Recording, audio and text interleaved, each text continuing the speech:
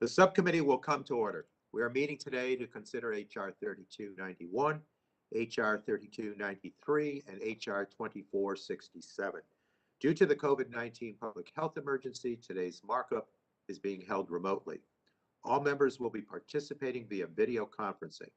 As part of our markup, microphones will be set on mute for purposes of eliminating inadvertent background noise.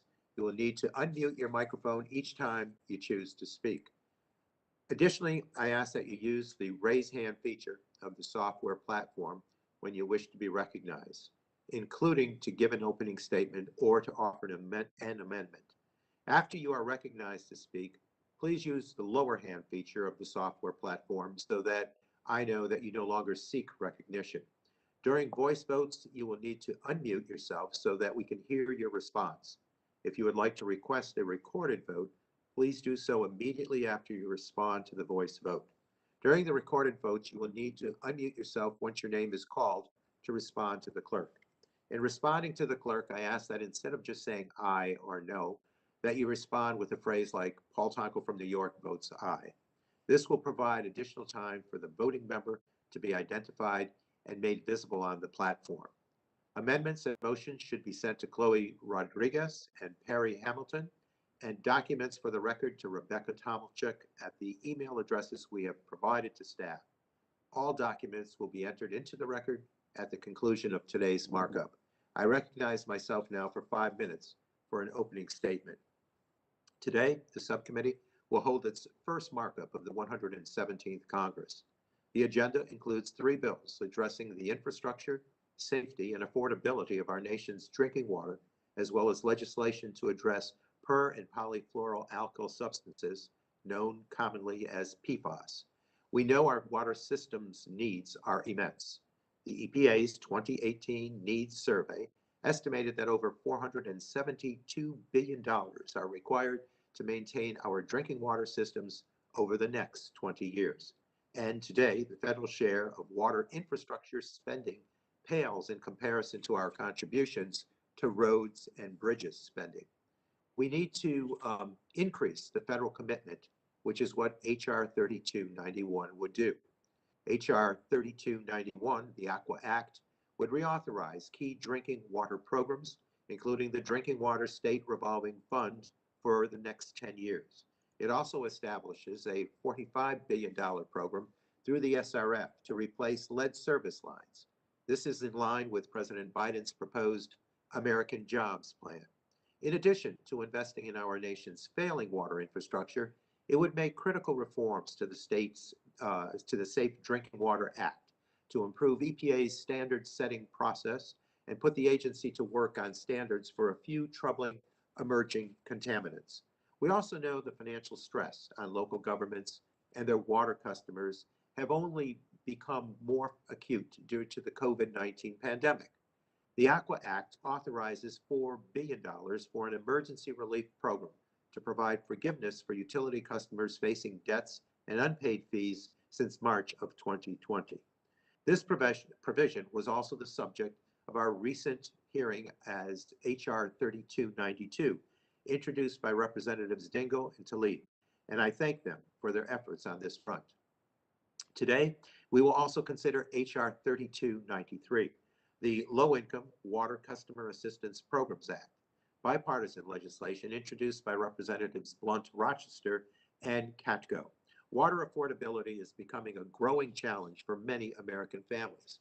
And as our water systems continue to fall into disrepair and have added financial stresses of leaks and main breaks, these issues will only get worse. Congress provided short-term relief in the recent COVID packages, but I believe we must look to establish a permanent program at EPA, similar to how the Low-Income Home Energy Assistance Program helps families with critical heating and cooling energy costs. I want to commend Representative Blunt Rochester for her work on this legislation, which garnered significant support and praise from a diverse group of stakeholders at our legislative hearing last month. I look forward to working with members to ensure America's most vulnerable families have affordable access to safe water. Finally, the subcommittee will consider H.R. 2467, the Pfas Action Act. Sadly, many members know how the health and safety of our constituents have been compromised by dangerous PFAS chemicals. I have visited the communities and met the families who are dealing with PFAS exposure and environmental contamination. The Pfas Action Act takes a much-needed comprehensive approach to PFAS, including provisions across numerous statutes within our jurisdiction, those such as the Safe Drinking Water Act, Superfund, TSCA, and the Clean Air Act. As a result, this bill would reduce Americans' exposure to PFAS through our air, water, and consumer products. It would increase testing, promote consumer awareness, and ensure disclosure, treatment, and remediation when PFAS is released into the environment. The bill would also hold PFAS polluters responsible, requiring any national drinking water standard to ensure vulnerable groups, including pregnant women, infants, and children, are protected, and take other critical steps to reduce PFAS exposure and expedite cleanups. The Pfas Action Act was subject to a robust committee process in the 116th Congress. It was comprised of over a dozen standalone bills, which were subject to a legislative hearing and a subcommittee markup. And the reported bill passed the House with bipartisan support in 2020. We then continued to negotiate with the Senate on many of these provisions. Despite the change in administration, it is clear Congress needs to continue to push this issue and ensure health protective steps are taken as quickly as possible. I want to again thank Representatives Dingell and Upton for their continued leadership on PFAS. I hope this is the year we get those provisions across the finish line. With that, I look forward to today's markup, and I hope we can work together to resolve any remaining issues between now and full committee. I encourage members to support these three bills, and with that, I yield back. And I now recognize Representative McKinley, our ranking member of the Subcommittee on Environment and Climate Change, for 5 minutes, please, for an opening statement. Representative McKinley? Thank you, Chairman Tonko. And I agree. Today's we're going to be covering three bills in this today. But curiously, only two of which have had a hearing during this Congress. The Aqua Act will make significant changes to our drinking water laws. I know it's well intended, but I have some concerns with this bill. It removes primarily the cost-benefit requirement and a small business system variance from the Safe Drinking Water Act. Now let's get more down in the weeds. The cost-benefit analysis is an important tool to evaluate the impacts of our policy choices when developing drinking water regulations. Cost-benefit analysis. And the variances allow eligible systems serving small communities, Paul, 3,300 people or fewer, like many in my districts, to apply to the EPA to use treatment technologies that they can actually afford.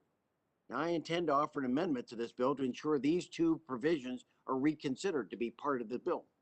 The subcommittee also will consider the Low-Income Water Customer Assistance Program Act of 2021. This legislation will create a permanent rate assistance program for low-income water customers. And lastly, the subcommittee will be marking up the PFAS action that you referred to. We haven't had a hearing on this in 2 years. Mr. Chairman, nearly a quarter of our members are new to the committee and unaware of what has happened, what changes have occurred. The intent of this legislation is to do away with PFAS and treat it as a hazardous material. I understand that. That's why I focus on what we're trying to do here. Do away with PFAS and treat it as a hazardous material. But the science on PFAS has evolved since our last hearing over 2 years ago. And this is a non-scientific approach to deal with PFAS. The American Chemistry Council has stated PFAS, in its quote, is a large class of different chemicals, over 9,000, with different properties and characteristics. And each of them has a different hazard and risk profile. So I don't understand, Mr. Chairman, why we're dealing with a one-size-fits-all. It just quintessential Washington knowing best, rather than dealing with the issues one at a time. And the EPA has made significant progress in advancing this since the bill passed the House last year. In fact, the EPA is moving forward with drinking water regulations, hazardous substance designation under the Superfund, and toxicity assessments for certain PFAS. The Congress has passed key bipartisan laws, like you referred to address PFAS, like requiring the Defense Department to stop using PFAS containing firefighting foams, and requiring EPA to mandate that drinking water systems monitor for certain unregulated PFAS. And thirdly, requiring the EPA to restrict new uses of PFOA and PFAS. Even the Defense Department is voluntarily cleaning up their contaminated sites. So, Mr. Chairman, as I said earlier, our committee has yet to have EPA testify about what's taken place over the last 2 years. So I'm asking you, as we go forward, will you commit to working with us and holding a hearing with the EPA before this is put before the full committee or taken to the floor? Can we work together? You talked about that. Can we do that? As we indicated, I think both parties have, through the course of time, recognized hearings that were held in the previous Congress and went forward with votes on the bill. So we'd still like to move this in subcommittee today. And I'm okay with that, but I'm saying, and I'll be supporting you on PFAS, but I want to say, let's make sure that this is not a one size fits all. So I'm asking if we could have a hearing and learn a little bit more about where the progress, where it is, because if we're going to, let's focus on the big problem, PFAS in water, rather than the PFAS that's used in electronic equipment, in medical equipment. Let's be careful about how we proceed with it. So all I'm asking is, before now and when we bring this before the full committee, that we can have a hearing. That's all I'm asking is, can we try to have a hearing before this, before the full committee? Yeah, well, Representative McKinley, I think, I hear where you're coming from, but also it's pretty well known that there, it's been some, there's been dragging along where we needed to really address PFAS because of its grave concern to our constituents. And, I think the dragging of the feet just didn't help in this situation. Well, I see my time's gone over. I'm still hoping if we could just have one week or 2 weeks to have a hearing. Mr. Chairman, you and I both know that would be beneficial as we go forward with this, because I want to see where EPA has moved ahead and where research is moving ahead to address the alternative to using PFAS in other uses. We'll talk more about it during the amendment stage. So I look forward to this thoughtful markup, and I yield back the balance of my time. Thank you, Representative McKinley. The gentleman yields back. I now recognize Chairman Pallone, Chair of the full committee, for 5 minutes for an opening statement. And thank you again, Chairman Pallone, for the help with the bills before us today, before the subcommittee. You're recognized for 5 minutes, please. Thank you, Chairman Tonko. Obviously, as you said, we're marking up 3 important public health measures that will address pressing issues in communities across the nation, and those are crumbling drinking water infrastructure, lack of access to affordable drinking water, and PFAS contamination. The first bill, the Aqua Act, Hr 3291, authored by you and by yourself and myself, would provide significant federal funding to revitalize our nation's drinking water infrastructure and replace lead service lines nationwide. As part of his American Jobs Plan, the president has called for an investment of $111 billion on our nation's water infrastructure, and the Aqua Act answers that call. And these investments can create good-paying jobs, protect public health, and strengthen communities. Drinking water infrastructure has long been an area of strong bipartisan agreement in this committee. After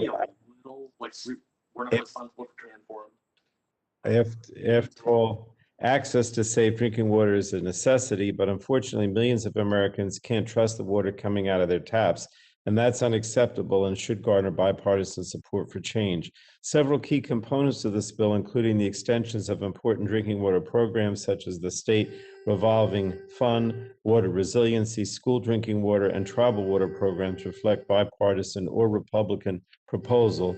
And that's true also when it comes to the creation of a new program to replace lead service lines.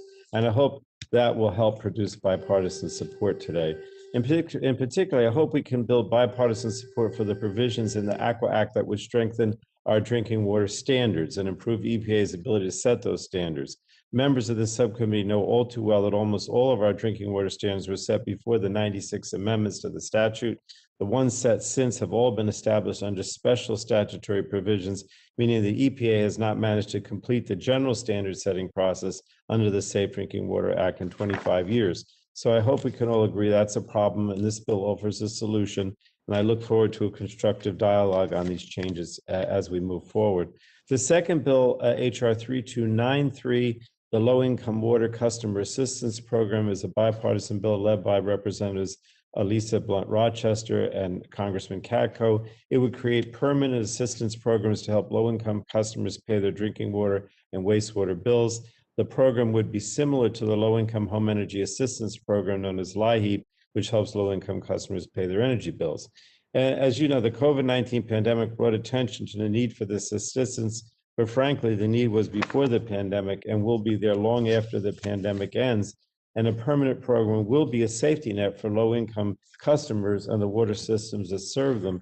The bill enjoys broad stakeholder support, and I look forward to advancing it through the subcommittee today. And the last bill Chairman Tonko will consider is HR 2467, the Pfas Action Act. And that was the product of robust work in this committee and the subcommittee last Congress. It passed the House last year on a strong bipartisan basis, and I'm pleased that it is being led by two important members of the committee, Representatives Dingell and Upton, and I look forward to continuing that bipartisan support as we move forward and hopefully send it to the president's desk. And just a little bit on PFAS contamination. It is being found across the country, and this bill will establish comprehensive regulations to prevent, remediate, and remove the contamination. It will also mean safer products, safer air, and safer drinking water. And again, I want to thank the members of the subcommittee on both sides of the aisle who have made protecting drinking water and addressing PFAS contamination a priority. We look forward to today's markup and to advancing these bills because they will better protect public health, revitalize our infrastructure, and create jobs. And so thank you again to you, Mr. Chairman, the ranking member, and all those that are involved with these three bills. I don't know if I mentioned Congresswoman Dingell, but she's been working on this PFAS issue for a long time. Good to see you, Debbie. I yield back. The gentleman yields back. Thank you, Chairman Pallone. The chair now recognizes Representative Rogers, the ranking member of the full committee, for 5 minutes for an opening statement. Representative Rogers, please. Good morning, Mr. Chairman. Good morning to all my colleagues. Some of the bills we're marking up today contain provisions I find appealing. Unfortunately, I cannot support these bills in their current form. The first bill we're discussing today is HR 3291, the Assistance, Quality, and Affordability Act of 2021. I agree with most of the parts of Title I that mirror the Drinking Water Funding for the Future Act. I believe we must not lose the successes this committee secured in America's Water Infrastructure Act of 2018, especially increasing purchasing power and assisting compliance. 3 items, though, make this bill especially hard to support. First, it authorizes appropriations at levels 400 to 500% higher than the most recent appropriated amount. It also separately includes a new program costing $45 billion, providing free replacements of privately owned lead service lines, including to the wealthiest Americans. Second, it removes requirements from the Safe Drinking Water Act that control cost and promote the affordability of safe drinking water. By deleting these provisions, states face unfunded mandates and water systems will spiral into debt, chronic non-compliance, or both, likely making it even more difficult for small and rural water systems. Last, it prohibits the collection of any bills for 5 future years for water utilities that accept billing arrangement payments. This is not the type of precedent we should set. Federal government shutting down responsible public utilities from collecting the revenues they need to operate. The second bill under consideration is HR 3293, legislation that creates the first income support program of any kind at EPA.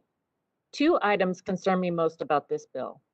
First, the drinking water utilities that serve communities of less than 10,000 people, at least 20% of whom are at or below poverty level, must go through their states to obtain funding. All other communities, regardless of their poverty levels, can get their money directly from EPA. Translation, poorer rural communities are subjected to more burdensome hoops than the others, including the urban ones. Second, this bill creates a water payment assistance program, while also directing EPA to study whether there is a need for that very same assistance. It seems more of a logical first step would be to do the study first before we establish this program. Otherwise, it's throwing away action done after the fact with no accountability.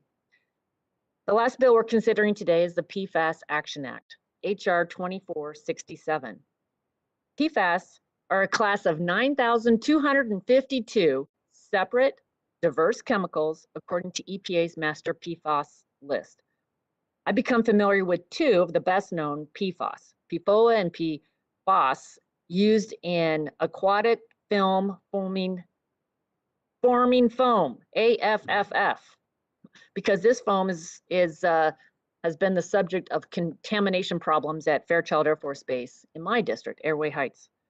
While I'm sympathetic to arresting PFAS problems, Hr 2467 goes well beyond thoughtfully addressing just two PFAS chemicals. Rather than acting based upon rigorous science, thoughtful public input, risk-appropriate solutions, I understand this legislation to transfer the lab coat from EPA scientists to members of Congress. It will also mandate the EPA quickly take thousands of regulatory determinants into its major laws. It removes the public from the regulatory process, and it favors stringency over real safety. This committee will never know for sure how this bill impacts innovation, how it even helps or hurts EPA's existing work on PFAS, or if it even will drive results for better public health. This bill could have benefited from EPA's testimony on the workability, but no hearing with EPA took place, not in 2 years. This is a missed opportunity that I hope we don't regret.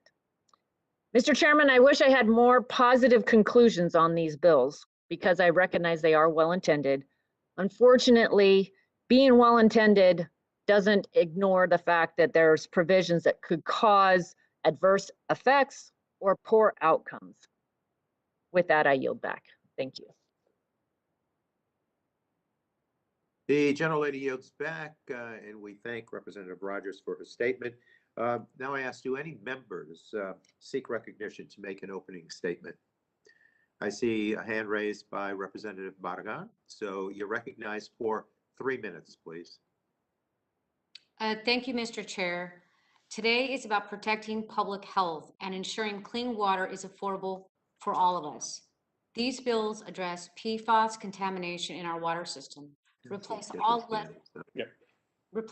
lead service lines in the country, and establish a water bill assistance program for low-income customers. In the 116th Congress, I co-led an amendment with Representative Tlaib on the PFAS Infrastructure Grant Program to ensure communities hit first and worst by pollution are a priority for funding, not an afterthought. I am glad to see our amendment for disproportionately exposed communities is in the Pfas Action Act. Finally, the Low-Income Water Customer Assistance Programs Act will establish water bill assistance programs for low-income customers. This is meeting an important need in my district, one of the poorest in California. We saw how important water assistance programs in the pandemic relief bills were for low-income communities and communities of color during the pandemic. Just as we have energy bill assistance programs for low-income residents, we need water bill assistance to help ensure no one has their water shut off because they can't afford to pay. Clean water is a human right, and these programs will bring our country closer to treating it that way. Thank you, Mr. Chairman. I yield back. The lady yields back. I see that there's a hand raised by Representative Dingell. Representative Dingell, you are recognized for 3 minutes for an opening statement, please. Thank you, Mr. Chairman, and thank you for holding today's markup on the 3 bills that are really important that I've been working on for a long time to help ensure Americans nationwide have access to clean, safe, and affordable drinking water, and that will protect Americans from harmful forever chemicals that are pervasive in too many places in our modern life. Water is life. It's a fundamental human right, and far too many Americans in the United States, the wealthiest nation in the world, people are having to make a choice between putting food on the table and paying a water bill. That's real. And when we began this pandemic, the doctors, CDC, public health officials said the most important thing that you can do is wash your hands. Yet so many people who didn't have access to doctors or medicine, who needed to wash their hands as a simple public health measure, had their water turned off, and they didn't have access to that.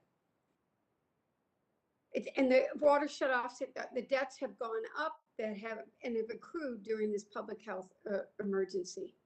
No one should have to live without safe, clean, and affordable access to this water. It includes replacing lead service lines, ridding PFAS from our water systems, providing long-term water debt relief, and not shutting off a family's water. I believe that clean drinking water is a right, not a privilege.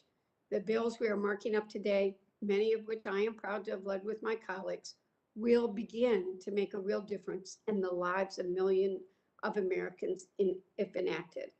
And I have nothing but the greatest of respect for my colleagues on the other side, but I want to share two stories.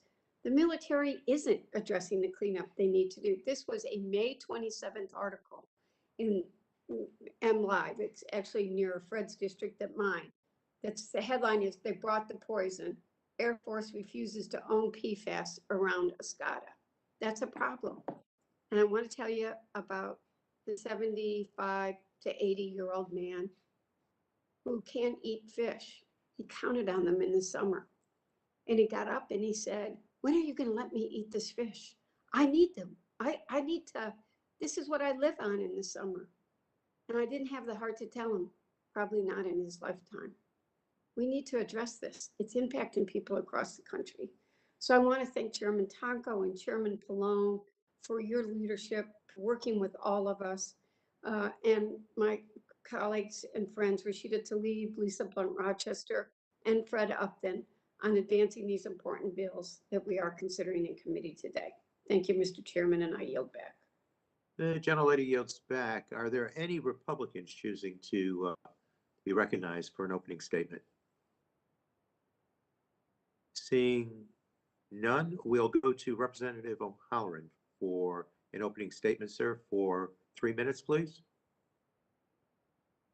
Thank you, Mr. Chairman and Ranking Member. I'd like to thank the Chairman and Ranking Member for this markup. I'm glad to see that the access to clean water drinking remains a top priority for this committee. As you can imagine, water is very important for families in Arizona. Maintaining our water supply becomes harder every year, and we feel the effects of climate change. Adding to these problems are environmental hazards that contaminate sources of water on tribal lands, in rural areas, and in our cities. For example, the city of Tucson recently announced that the water treatment plant that has been servicing the area for 27 years will be shut down. It can no longer guarantee the safety of the drinking water coming from this plant due to the presence of PFAS. Communities like Tucson have been fighting for years to clean up PFAS and other harmful chemicals they need to support their citizens. That's why I support the bipartisan action plan, and I hope you can once again get this bill passed the vote with the votes on both sides. This bill will require EPA to regulate and help fund cleanup efforts by requiring the EPA to create new drinking water standards for PFAS. We can protect families and ensure drinking water safer for all. The bill provides some financial support for cities like Tucson, which has been locally funding cleanup projects for years. I'd like to see us do even more to help Tucson. This is a very important topic, and I urge my colleagues to help keep working on a bipartisan spirit to get this bill to the president's desk. And I have a sore throat, so I'm sorry. I yield back. The gentleman yields back. We thank him for struggling with this sore throat. Are there any other members that seek recognition for an opening statement? Seeing none, that concludes our opening statements. Pursuant to committee rules, members' written opening statements shall be made part of the record. Please submit written opening statements to the clerk's desk. At this time, we'll begin bill consideration. The chair calls up H.R. 3291, the Assistance, Quality, and Affordability Act of 2021. The clerk will report the title of the bill, please.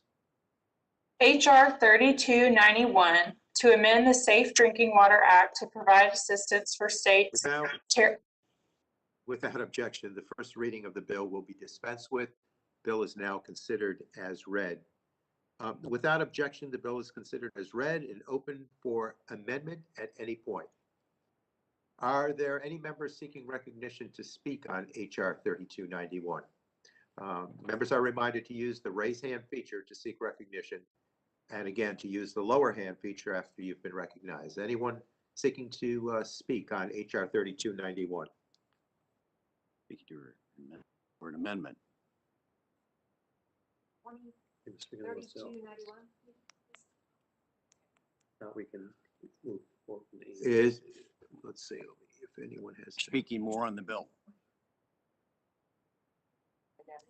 Do I have my hand up? Does Mr. McKinley have his hand up? Mr. Chairman, Yeah, yes. I have an amendment at the desk. Rogers. Oh, let's do it. Well, we're going to do the Ains amendment first, which I'm going Okay. to offer, if Very we could, good. please. Okay. I now recognize myself to offer an amendment to the nature, in the nature of a substitute. The clerk will report the amendment, please. Amendment in the nature of a substitute to H.R. 3291 offered by Mr. Tonko of New York. Strike all after the enacting clause and insert the following. Without objection, the reading of the amendment will be dispensed with, and I now recognize myself for 5 minutes. This amendment, in the nature of a substitute, primarily makes technical and clarifying changes to the legislation as introduced. For example, it clarifies that the $45 billion authorized for lead service line replacements shall be awarded as grants. It also clarifies that the state revolving funds limitations on subsidized assistance to disadvantaged communities shall not apply to this funding. In both cases, this was the intention of the original language. However, the Ains seeks to add further clarity. The Ains also includes one new section by incorporating language from Section 2 of H.R. 3238, the Colonia Infrastructure Improvement Act of 2021, which was introduced by Congresswoman Escobar and included in our recent legislative hearing held May 25th. The new Section 107 authorizes $100 million annually for low-income communities in Texas, California, Arizona, and New Mexico, and increases the cost share of grants. Otherwise, the Ains retains critical investment in our nation's water infrastructure, including reauthorization of the drinking water SRF, as well as reforms to CIDWA's standard setting process. It also retains Title III of the Aqua Act, which was taken from H.R. 3292, the Water Debt Relief Act of 2021, introduced by Representatives Dingell and Tlaib. This standalone bill was also the subject of our May 25th legislative hearing. I encourage members to support this amendment, and I yield back. Are there any other members that choose to speak to the Ains?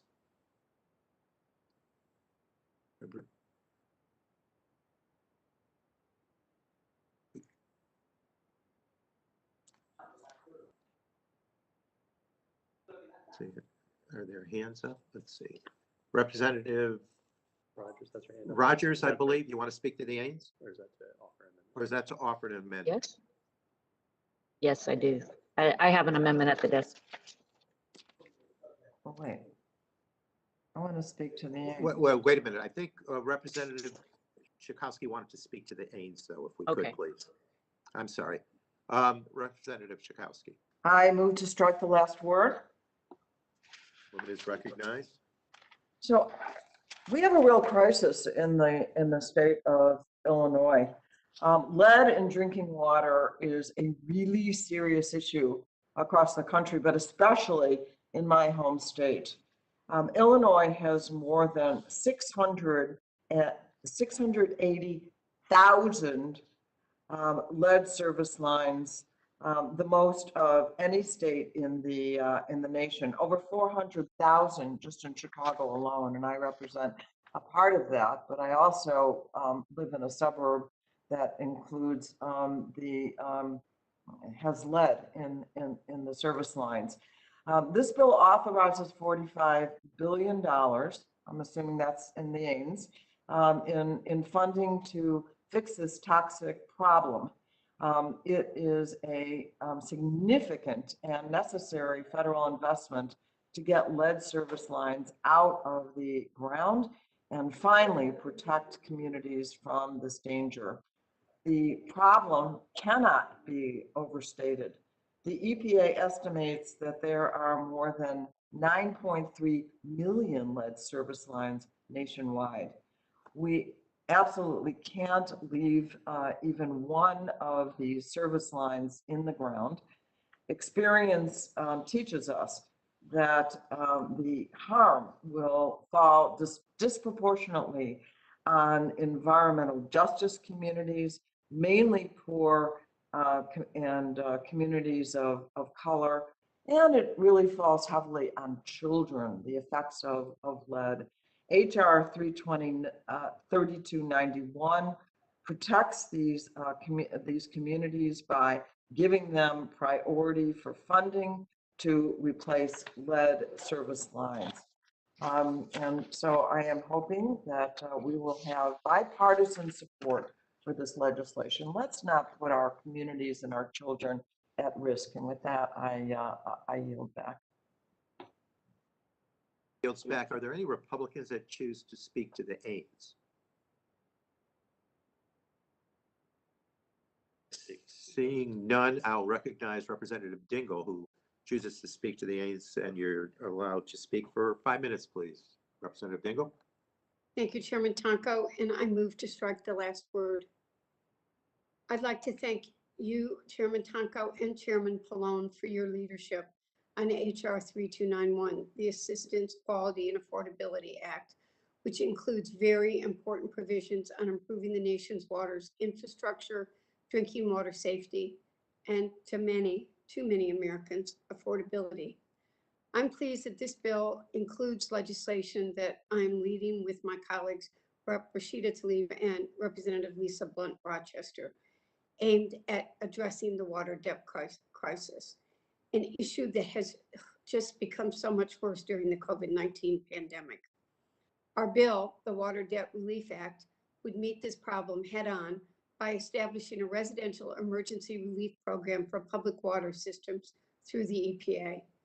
It would specifically authorize $4 billion in funding for emergency water debt relief, allowing utilities to forgive any debt incurred by eligible residential customers, many in frontline communities since the start of the COVID-19 pandemic, said that those customers who are struggling with water debt costs can retain access to water service.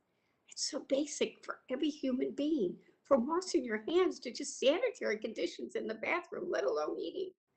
We've also written this bill to include some important conditions to ensure the taps are not turned off on anyone. To receive funds under this program, a public water system must agree to, 1, use the funds to forgive all arrearages and fees related to non-payment or arrearages incurred by eligible residential customers, or by a consistent percentage. 2, take no action that negatively affects the credit score of an eligible residential customer, or pursue any type of collection action against an eligible residential customer for a 5-year period. And most importantly, public water systems must agree not to disconnect or interrupt the service of any eligible residential customer as a result of non-payment or rearages for a 5-year period. Water is a human right. Our bill and the overall bill that we're marking up would embody this creed. I want to thank E&C leadership and staff for working so collaboratively to help us advance this meaningful provision. And I urge my colleagues to support HR 3291, the Aqua Act. Thank you, Mr. Chairman, and I yield back. Lady yields back. Are there any other members seeking recognition?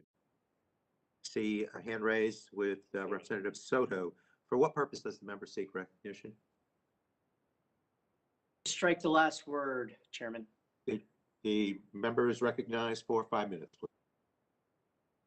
Thank you so much, Mr. Chairman. We live in the most prosperous country in the world, yet our drinking water infrastructure system grade is a C+.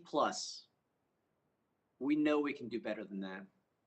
The Clean Water Act makes access to clean water an American right. Yet from Flint, Michigan to St. Cloud, Florida, in my district, we need greater investments to ensure this right of clean water is actually a reality for all Americans. And this is why we're here today, to build back better. President Biden put forward his American Jobs Plan, which included everything from the Pfas drinking water protections to investing in small water systems to upgrading water systems that are aging or polluted, including lead pipes. And so I'm so excited to be here today to see this part of the American Jobs Plan pass, the Assistance, Quality, and Affordability Act of 2021. We are putting our money where our mouths are. We're investing in our communities and making sure that everyone, whether it's in Florida's 9th Congressional District or across the nation, has access to clean water so that we can grow and prosper and create millions of jobs across America doing that. Thank you, Chairman. I yield back. The gentleman yields back. Are there any other members seeking recognition on the aids? If not, we'll now move to Representative Rogers. You believe to be recognized. For what purpose does the member seek recognition? Mr. Chairman, I have an amendment at the desk. Okay. And what is your amendment labeled? The amendment to HR 3291. Okay, the clerk shall report the amendment, please.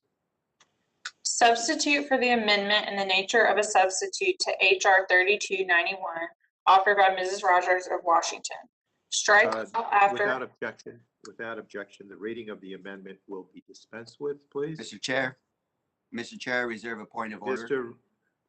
Mr. Rees reserves a point of order. The gentlewoman, Representative Rogers, is recognized for 5 minutes, please. Thank you, Mr. Chairman.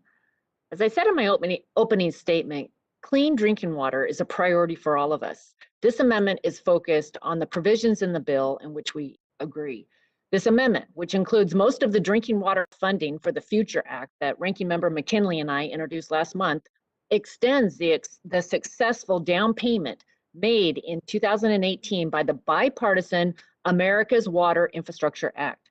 It promotes drinking water system compliance and purchasing power, advances innovation in this sector, and prepares drinking water systems to smartly face terrorism and resilience challenges. This amendment reauthorizes the Drinking Water Revolving Loan Fund at $1.9 million per year for 5 years. The Drinking Water Revolving Loan Funding is the main federal drinking water funding program. It helps defray the cost of federal mandates, but also provides funding for many other drinking water programs. The authorization in my amendment is $870 million more than Congress provided this program in the last annual appropriations. This amendment extends the grants for assessing risks from terrorism, including cybersecurity and resilience to natural hazards by community water systems. This amendment authorizes $10 million annually for technical assistance to public water systems for innovative water technologies. It authorizes $125 million annually to fund states implementing and enforcing Safe Drinking Water Act standards. These grants also assist states providing technical assistance to water systems who struggle with compliance. Because I support evidence-based decisions and using objective science, this amendment authorizes $10 million annually for EPA programs to monitor unregulated drinking water contaminants. This monitoring will help EPA understand how widespread these contaminants are in drinking water. It will also inform whether further federal action is needed. To aid economically distressed areas with lead pipes, this amendment authorizes $60 million annually to help communities finance activities to reduce the concentration of lead in their treated drinking water. This program gives priority to drinking water at daycare centers, schools, and other facilities serving children. This amendment uses an existing lead reduction program to address replacing lead service lines. Unlike the amendment in the nature of the substitute, funding would be targeted toward helping those least able to afford repairs to their private lead service lines. This amendment also authorizes $5 million annually for monitoring, testing, and replacement of school drinking water fountains containing lead components, placing a priority on funding schools based on an economic need. Finally, this amendment authorizes funding for an EPA grant program to promote workforce development and career opportunities in the water utilities sector. Grants can be used for on-site training, apprenticeship programs, and other educational activities for the sector. The one thing that I wanted my amendment to contain, but it does not for germaneness reasons, is the extension of the Water Infrastructure Financing and Innovation Act. This program should be extended. We're offering this solution because I cannot support the amendment in the nature of a substitute. We all recognize the drinking water challenges in this country. I believe this amendment, like much of what is in Title I, is an effective way to address them. The rest of 3291 includes burdensome regulations, making rural systems use unaffordable technology, even if affordable alternatives exist, and stopping water utilities from collecting delinquent debts for another 5 years. Even though they actually would benefit from higher authorizations, all of the major drinking water utilities oppose the Aqua Act. This bill is just that problematic. I do understand that some of my colleagues want to spend a lot more on these programs, but I feel we need more information before considering duplicative and expensive new programs that may not drive results. I urge support of this amendment. With that, I yield back. The gentlelady yields back. I move to strike the last word and recognize myself for 5 minutes to speak in opposition to the amendment. I appreciate Ranking Member Rogers' acknowledgement that drinking water is critical infrastructure and that we need to continue supporting several existing EPA programs. But this substitute represents maintenance of the status quo. It would merely reauthorize programs at existing funding levels. Now, we know our infrastructure needs are great and that they indeed are growing. Sadly, the status quo is simply not good enough. This substitute would also strike the big investment in lead service line replacement. It would strike the new investment in PFAS treatment grants. It would leave the drinking water SRF at current funding levels, falling far short of what is needed and what our president has called for. And it would do nothing to strengthen our drinking water standards or address customer debt. We can and should do more. And I am open to talking to my Republican colleagues on funding levels between now and full committee, but I simply cannot support the status quo. With that, I urge my colleagues to vote no on this amendment, and I yield back. I will now recognize anyone that seeks recognition to speak to the amendment. I see a hand raised. Are there any Republican hands raised? Nope, I don't think. I don't see any, so we'll go to Representative Schakowsky. You're recognized. That might What? be, that might have been up from before. Or was that up from before? Okay, I'm sorry. Anyone choosing to be recognized here on the amendment?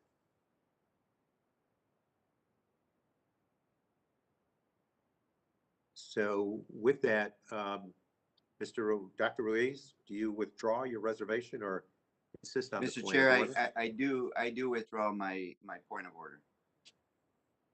Okay, if there is no further debate, we'll proceed to a vote on the amendment. All those in favor of the amendment will signify by saying aye. So please unmute. Aye. Aye. Aye. No. And those opposed to the amendment, by saying no, will signify by saying no. No. No. Oh, No. Mr. Chairman, I request a recorded vote. Okay, the amendment, a recorded vote is ordered. Those in favor of the amendment will say aye. Those opposed to the amendment will say no. The clerk shall call the roll, please. Ms. DeGette. No. Ms. DeGette votes no. Ms. Schakowsky. No. Schakowsky votes no. Ms. Schakowsky votes no. Mr. Sarbanes. No, Sarbanes, no. Mr. Sarbanes votes no. Ms. Clark. Ms. Clark of New York votes no. Ms. Clark votes no. Mr. Ruiz. Right, you have to go to next after the vote. Mr. Reed from California votes no. Mr. Ruiz votes no. Mr. Peters. Peters votes no. Mr. Peters votes no. Mrs. Dingle. Engel votes no. Mrs. Dingle votes no. Ms. Barragan. Barragan votes no. Ms. Barragan votes no. Mr. McEachin. McEachin votes no. Mr. McEachin votes no. Ms. Blunt Rochester. Blunt Rochester of Delaware votes no. Ms. Blunt Rochester votes no. Mr. Soto. Soto votes no. Mr. Soto votes no. Mr. O'Halloran. O'Halloran votes no. Mr. O'Halloran votes no. Mr. Pallone. Pallone votes no. Mr. Pallone votes no. Mr. McKinley. McKinley votes yes. Mr. McKinley votes aye. Mr. Johnson.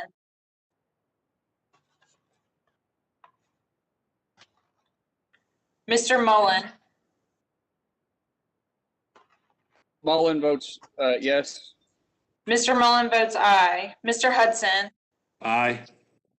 Mr. Hudson votes aye. Mr. Carter. Mr. Duncan.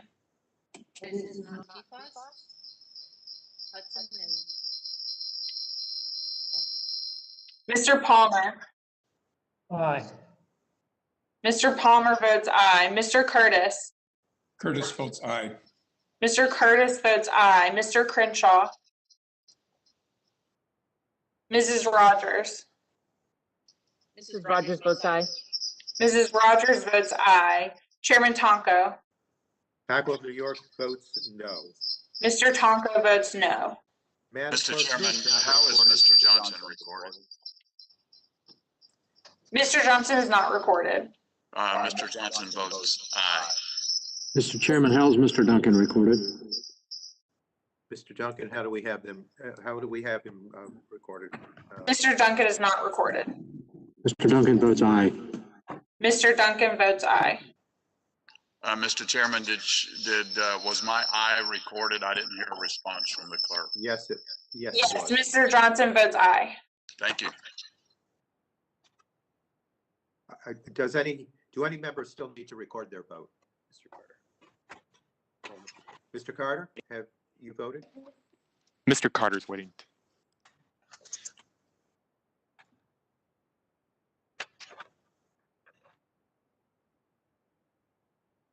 We're having trouble. Mr. Carter cannot unmute. Maybe you can come to my screen? Yeah. Okay. Hey, Mr. Carter, how do you? Hey, Carter votes yes. Okay. Mr. Carter votes aye.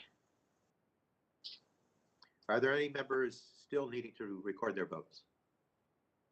If not, does any member wish to change her or his vote? If not, would the clerk please report the tally? Mr. Chairman, the ayes are 9 and the nays are 14. So the vote is 9 ayes and 14 noes. The amendment is not agreed to.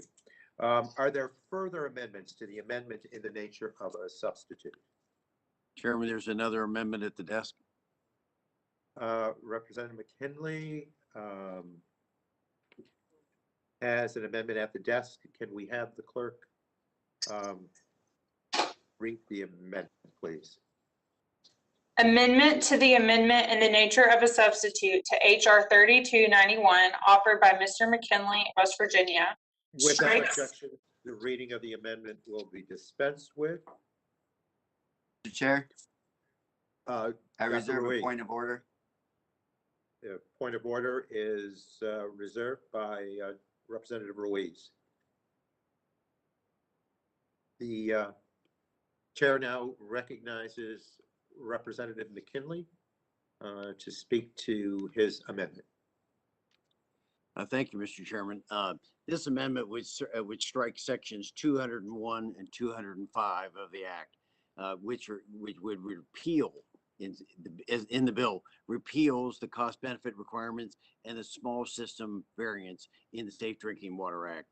The cost benefit analysis is truly an important part of any decision-making process in business or in government, and its result could mean something. In the past, it was integral when the EPA wanted to adjust the ozone regulation or when the committee passed the farm dust bill. But just put it in context. We got to understand what this objective is in eliminating the cost benefit ratio. Look at what the EPA tried to do on particular matter back in 2012. And there we were trying to reduce the particular matter from 15 micrograms per cubic meter down to from 15 to 12, just a difference of 3 micrograms per cubic meter. I don't think many members of the committee had any grasp of what that was. So what we tried to do is put it in context in looking at a cost benefit analysis. What we talked about was take the Empire State Building and fill the Empire State Building entirely with ping pong balls. I think Lisa Rochester, it's close enough to New York City. She knows the Empire State Building, 88,000 square feet, 100 stories into the sky. Fill that with ping pong balls, every hall, corridor, elevator chase, everything. Then open the front door and take one ping pong ball out of the Empire State Building. That's the equivalent of 3 micrograms per cubic meter. And I think once they came to understanding the impact that was going to have, because the EPA administrator stepped back in the committee when she testified, you won't notice the difference. But that's the cost ratio, the benefit ratio that we want to talk about. We're spending a lot of money. All the manufacturers were going to have to spend, the utility bills, we're going to have to spend a lot of money to accomplish what? Just because we can doesn't mean we should. So, and the same goes with the drinking water requirement. The state and local communities have a finite amount of resources to address the issues they're facing. And not all communities face the problems and they have the same needs. For example, what we talked about, we shouldn't rob communities of their ability to use their own funds. But that doesn't mean you should. Mr. Chairman, you were just with me in Shinson, West Virginia, a town of 2,000. A town of 2,000. This isn't Albany, New York. Let them use their various capabilities to make a change. They don't get it automatically. They have to apply for it. And it's not permanent. Let's allow them to work with it so that something that works in Shinson or in Albany may be unaffordable in Shinson, West Virginia.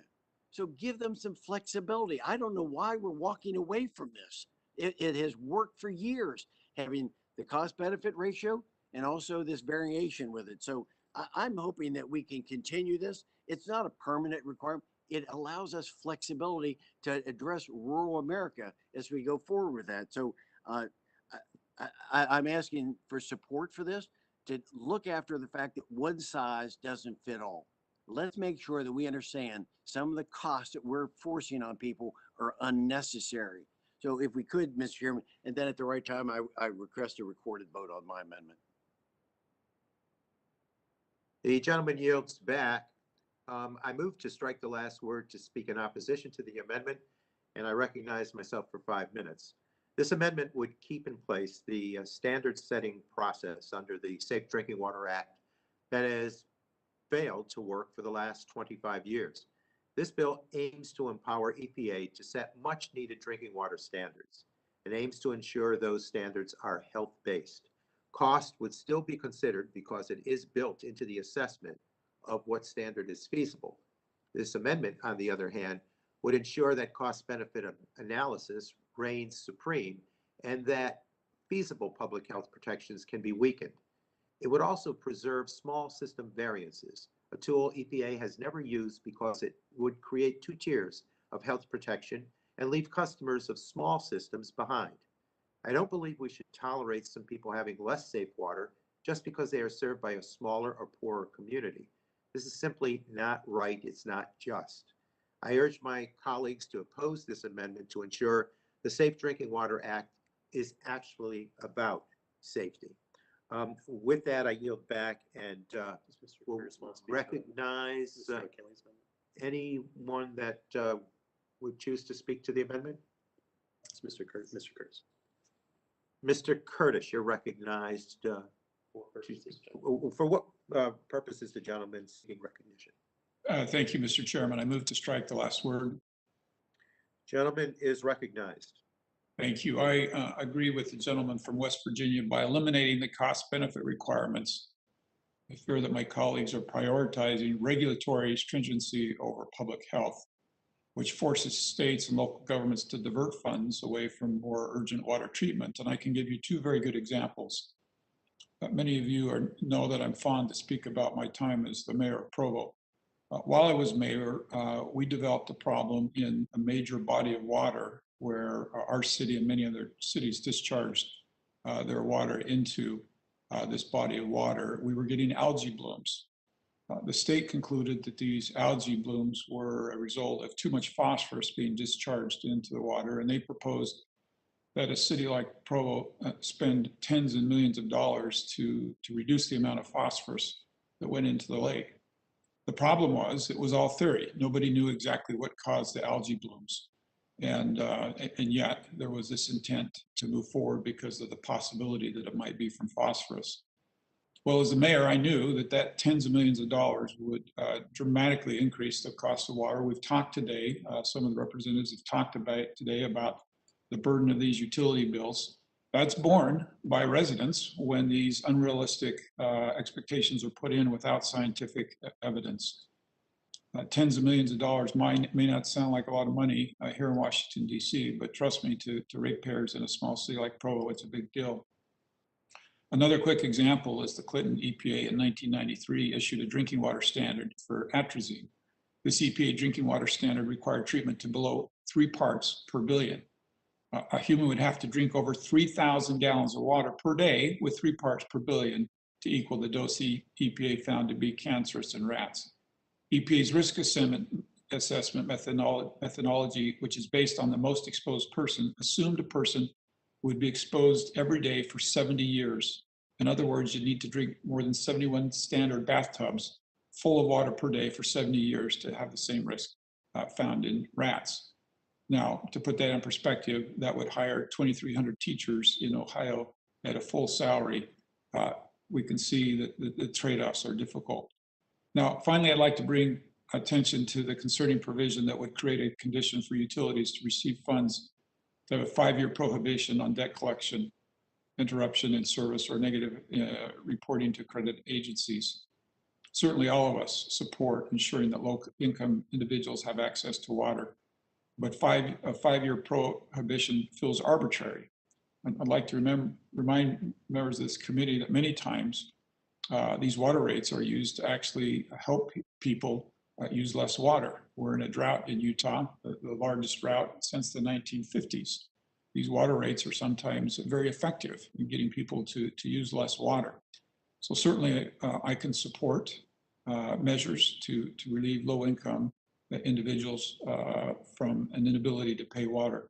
But something as arbitrary and as widespread as this may have the opposite effect that we'd like to have. Thank you with that, and obviously I support the amendment. I yield my time. The gentleman yields back. Are there any other members that choose to speak to the McKinley amendment to the Ains? Mr. Chairman, this is Mr. Johnson. I move to strike the last word. The gentleman moves to strike the last word. You're recognized, please, for 5 minutes. Mr. Chairman, I yield my time to my colleague, Mr. McKinley. Mr. McKinley, you're recognized. Oh, he's muted. Mr. McKinley, I think you're muted. Thank you, my friend from Ohio. I just want to counter what you said, Mr. Chairman, that your primary opposition to this amendment was that it would set up a two-tier system. I quite frankly, this is a quintessential reason that people are angry with Washington because they're saying Washington knows best. One size fits all. It's insulting. It's insulting to the people in Shinson, West Virginia, or Farmington, or Vienna, West Virginia, when you say their health officials aren't going to take care of their water quality. Their people that are living there. They're going to make sure that their water quality is good, but it's not going to use the same equipment, style, and technique that you use in Albany, New York. They care about their people. And for you to say that this is a two-tier system, they're going to get less quality is insulting to the people of rural America with that. And it just continues to show the arrogance of Washington that we know best. There's only one way to do it, our way. And that's wrong. And you know that, Mr. Chairman. You've been to those little towns. We have to give them some flexibility. All of us talk about that all the time, giving our smaller communities flexibility to deal with it. And you're saying, no, Washington knows best. I yield back. Yields back. Are there any other colleagues that choose to speak to the McKinley amendment to the aims? Seeing none? Mr. Chair, I withdraw my point of order. Gentleman withdraws his point of order. The Representative McKinley has already asked for a recorded vote, so we'll move to a recorded vote. Those in favor of the amendment will say aye. Those opposed to the amendment will say no. And the clerk, please shall call the roll. Ms. DeGette? No. Ms. DeGette votes no. Ms. Schakowsky? Schakowsky votes no. Schakowsky votes no. Mr. Sarbanes? Sarbanes votes no. Mr. Sarbanes votes no. Ms. Clark? Ms. Clark of New York votes no. Ms. Clark votes no. Mr. Ruiz? Ruiz votes no. Mr. Ruiz votes no. Mr. Peters? Peters votes no. Mr. Peters votes no. Mrs. Dingle? Dingle votes no. Mrs. Dingle votes no. Ms. Barragan? Barragan votes no. Ms. Barragan votes no. Mr. McEachin? McEachin votes no. Mr. McEachin votes no. Ms. Blunt Rochester? Blunt Rochester of Delaware votes no. Ms. Blunt Rochester votes no. Mr. Soto? Mr. Soto votes no. Mr. Soto votes no. Mr. O'Halloran?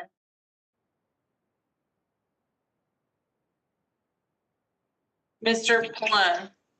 O'Halloran votes no. Mr. O'Halloran votes no. Mr. Pallone? Pallone votes no. Mr. Pallone votes no. Mr. McKinley? McKinley votes aye. Mr. McKinley votes aye. Mr. Johnson?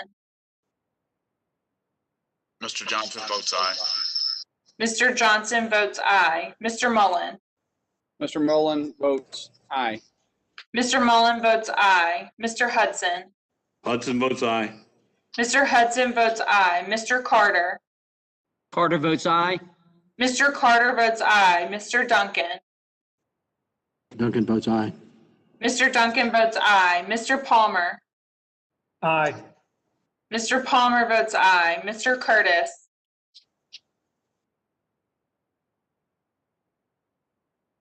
Mr. Crenshaw? Mrs. Rogers? Mrs. Rogers votes aye. Mrs. Rogers votes aye. Chairman Tonko? Tonko of New York votes no. Mr. Tonko votes no. Madam Clerk, who is not recorded? Mr. Curtis and Mr. Crenshaw are not recorded. Mr. Curtis?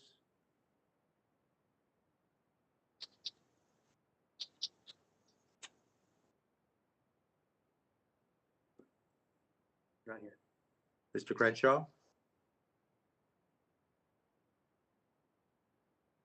Do any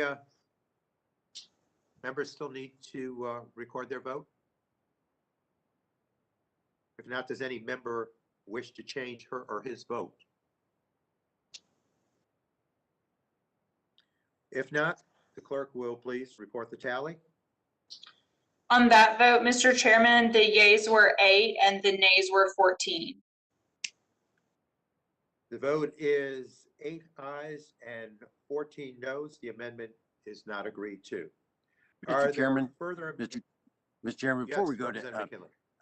if I could, given that you see the complexity of this, can you give us some kind of update on when we're going to be meeting in person so we don't have to go through this charade of virtual conversations and not the interruptions we've had and people have not been voting. They wanted to vote, but they're not here. When do you see us coming back into full committee? Let me call upon Chairman Pallone because I believe he's been in communication with Representative Rogers. So Representative Pallone? Thank you, Chairman Tonko. So as you know, last week during the full committee markup, a number of the Republicans asked about that.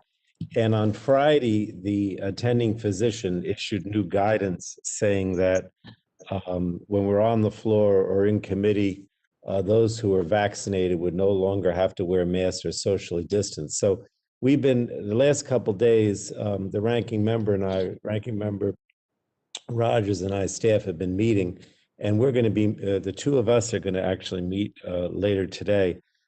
We definitely are going to move to hybrid, and it could be as early as next week, but we haven't decided exactly yet. Maybe we'll know by the end of the day, because you know, the practical thing of moving to hybrid is you know, we may have to test it first, but the idea would be that when I say hybrid, that, you know, you could decide what you want to do. If you want to be the committee room as a normal committee meets, or you could be, you know, in your office in the district. Because remember, we still have committee weeks, but we'll have more to report hopefully by the end of the day or the next day or so. But we're definitely moving to hybrid, and more details will follow after myself and Kathy get together. Thank you. Thank you. Oh, I yield back, Mr. Chairman.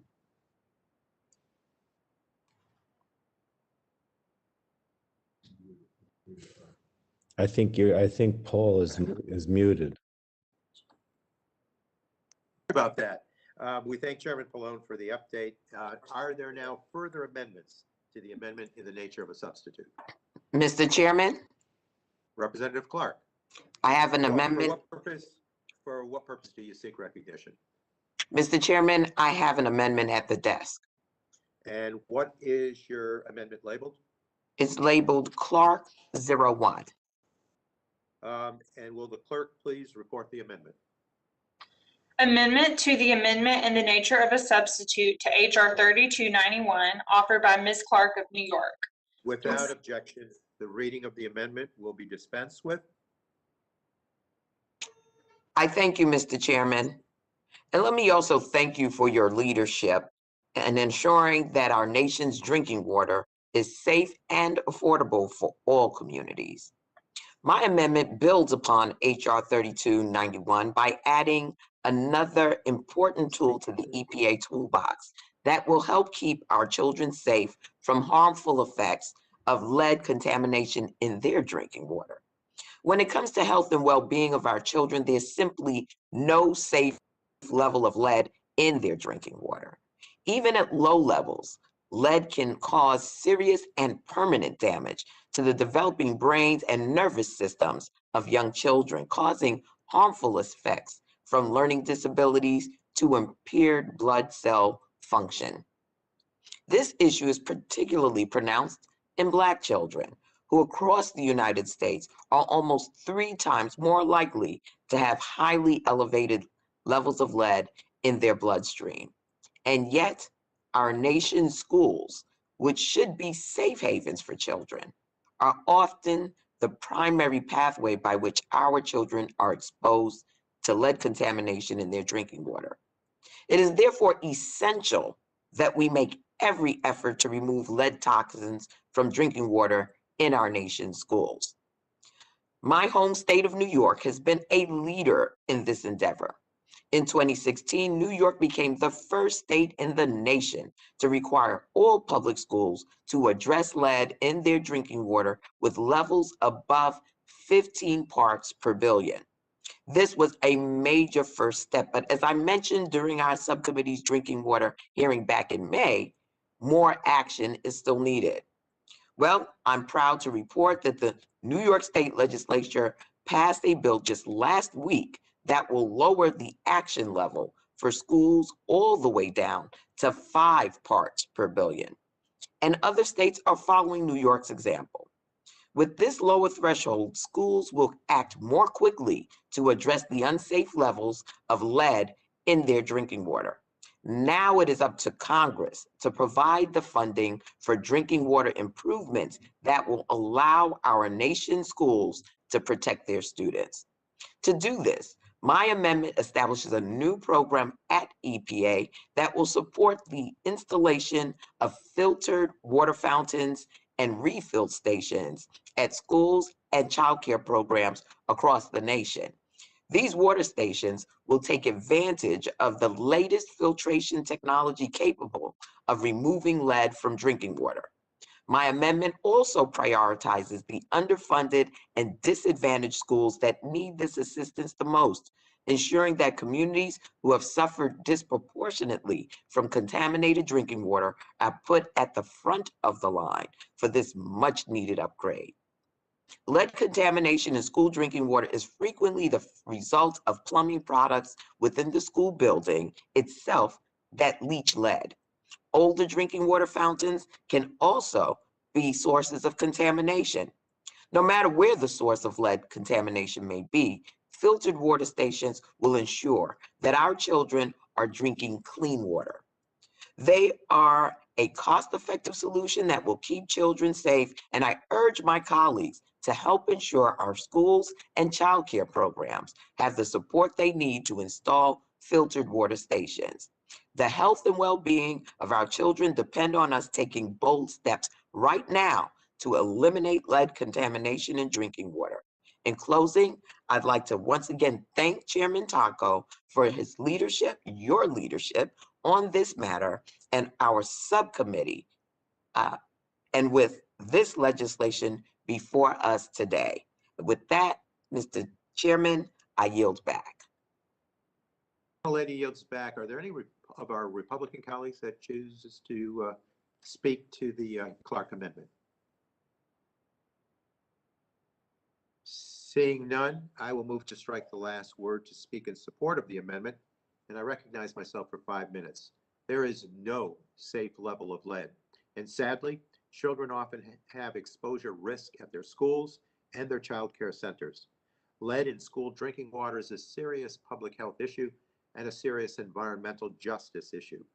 I do thank Congresswoman Clark for offering this amendment, an important amendment which would add an important new tool to the fight to prevent childhood lead exposures. Filtration stations offer immediate protection from lead throughout the distribution system, even in solder and school plumbing fixtures. Installing these filtration stations can be a short-term fix while our cities and our water systems do the hard work of replacing our lead service lines. So I support this amendment, and I urge my colleagues to do the same. Are there any other colleagues choosing to speak to the Clark amendment? Mr. Chairman. Duncan, you're recognized for, why do you choose to be recognized? I move to strike the last word. The chairman is recognized for 5 minutes, please. This amendment authorizes, thank you. This amendment authorizes $500 million over 10 years for schools and daycares to install and maintain water filtration systems. $500 million.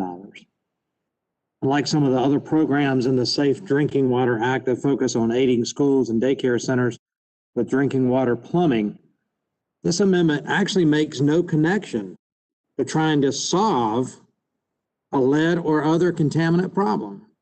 In fact, the underlying bill already exists and extends funding for programs for the Voluntary Lead Testing Grant Program in schools and daycare centers, as well as the drinking water fountain replacement program for water fountains containing lead.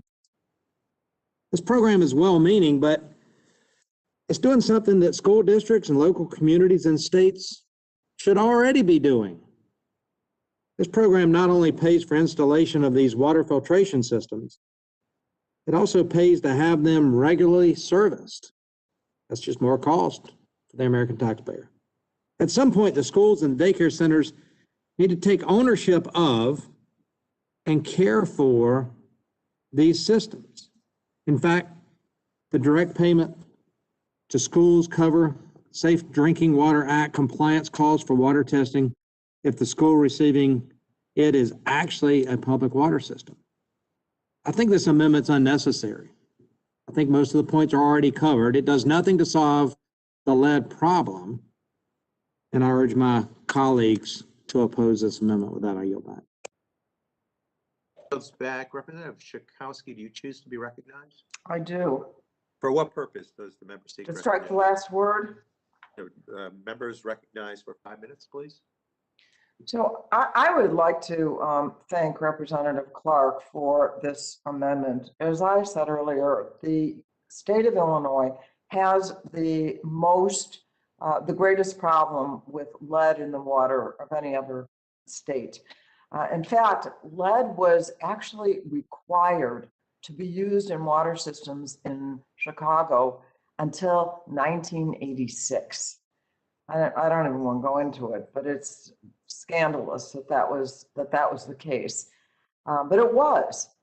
And so should the daycare centers, should the schools, and should the children be left to, oh, well, they ought to pay for it themselves? There's just so much lead in the water systems in Chicago that it makes total sense to say, at least at school and at these daycare centers, that we make a special effort, because as the Congresswoman pointed out, this can cause, or I think maybe it was Debbie Dingell as well, who said that this can cause irreparable harm to children who are exposed to lead where there is no safe level. So come on, let's make those places safe for all of our children, rather than saying they ought to, yeah, they should. All the daycare centers ought to take care of themselves. That's pretty harsh, because there's a lot of money involved in making sure that it happens. And this requires a national response, as in this amendment. So I urge a yes vote, and I yield back. Will the gentlelady yield? Yes, I would. Thank you, Ms. Schakowsky. And let me just say to our colleagues, we're talking about $50 million per year for a decade. That's only $1 million per state. So, I mean, if we can't put our children's health, well-being, the developmental growth, in the forefront for $1 million a year, what are we saying here? Exactly. What is our role in really protecting the most vulnerable in our society? With that, I yield back to the gentlelady, and just wanted to put it into context, because I think oftentimes, our colleagues take things to the extremes. And all we're talking about is $1 million a year for 10 years for 50 states. And we may need to expand it to the territories. So having said that, I yield back to the gentlelady from Illinois, and I thank her for yielding some time. And I thank you for that clarification. And with that, I yield back my time. The gentlelady yields back. Is there any other member choosing to speak to the Clark amendment? Seeing none, if there is no further debate, we will proceed now to a vote on the amendment. All of those in favor of the amendment will unmute and signify by saying aye. Aye. Aye. Aye. All those opposed will signify by saying no. No. In the opinion of the chair, the ayes have it. The amendment is agreed to. And are there any further amendments to the amendment in the nature of a substitute? Seeing none, if there's no further discussion on amendments, we will now proceed to a vote on the amendment in the nature of the substitute. All those in favor of the amendment in the nature of a substitute to HR 3291 as amended will signify by saying aye. Aye. Aye. Aye. All those opposed will signify by saying no. No. No. No. In the opinion of the chair, the ayes have it. And we'll now move to addressing 3291. The question now occurs on favorably forwarding HR 3291 as amended to the full committee. All those in favor of forwarding HR 3291 as amended to the full committee will signify by saying aye. Aye. Aye. Aye. All those opposed will signify by saying no. No. No. In the opinion of the chair, the ayes have it. Mr. And the, Chairman, may I HR ask for a recorded vote, please? A recorded vote is ordered. Those in favor of forwarding HR 3291 as amended to the full committee will say aye. Those opposed will say no. The clerk shall call the roll, please. Ms. DeGette. DeGette votes aye. Ms. DeGette votes aye. Ms. Schakowsky. Schakowsky votes aye.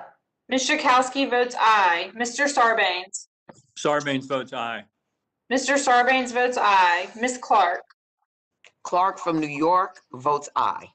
Ms. Clark votes aye. Mr. Ruiz. Ruiz from California votes aye. Mr. Ruiz votes aye. Mr. Peters. Peters votes aye. Mr. Peters votes aye. Mrs. Dingle. Dingle votes aye. Mrs. Dingle votes aye. Ms. Badagan. Badagan votes aye. Ms. Badagan votes aye. Mr. McEachin. Mr. McEachin of the Old Dominion votes aye. Mr. McEachin votes aye. Ms. Blunt Rochester. Blunt Rochester of the First State Delaware votes aye. Ms. Blunt Rochester votes aye. Mr. Soto. Soto of the Sunshine State votes aye. Mr. Soto votes aye. Mr. O'Halloran. O'Halloran votes aye. Mr. O'Halloran votes aye. Mr. Pallone. Pallone from the Garden State votes aye. Mr. Pallone votes aye. Mr. McKinley. McKinley votes no. Mr. McKinley votes no. Mr. Johnson. Mr. Johnson votes no. Mr. Johnson votes no. Mr. Mullen. Mullen votes no. Mr. Mullen votes no. Mr. Hudson. Hudson votes no. Mr. Hudson votes no. Mr. Carter.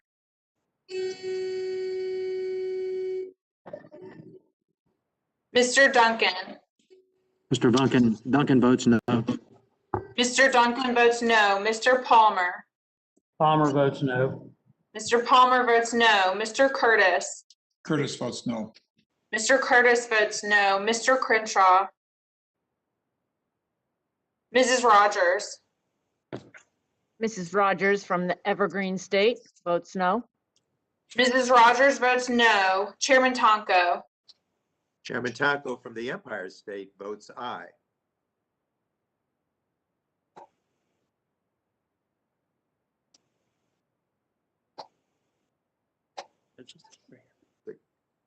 Okay, Madam Clerk, who's not recorded? Mr. Carter and Mr. Crenshaw. Mr. Carter?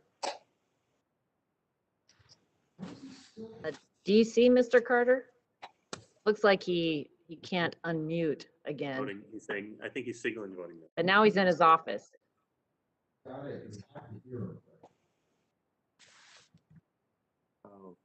Okay, we have him on the screen? Yeah, he's on the Having screen. technical difficulties. See his Can We'll he give call him- you? Say we'll give him a minute. We'll give him a minute. Mr. Chairman, he has not connected his audio.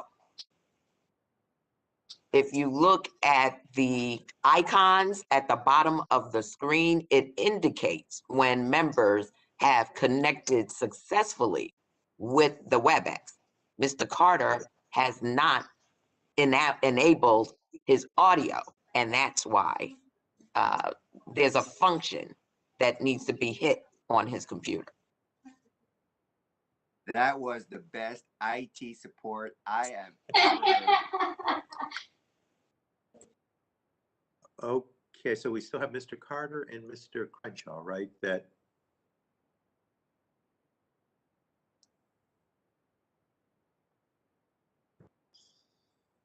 Carter.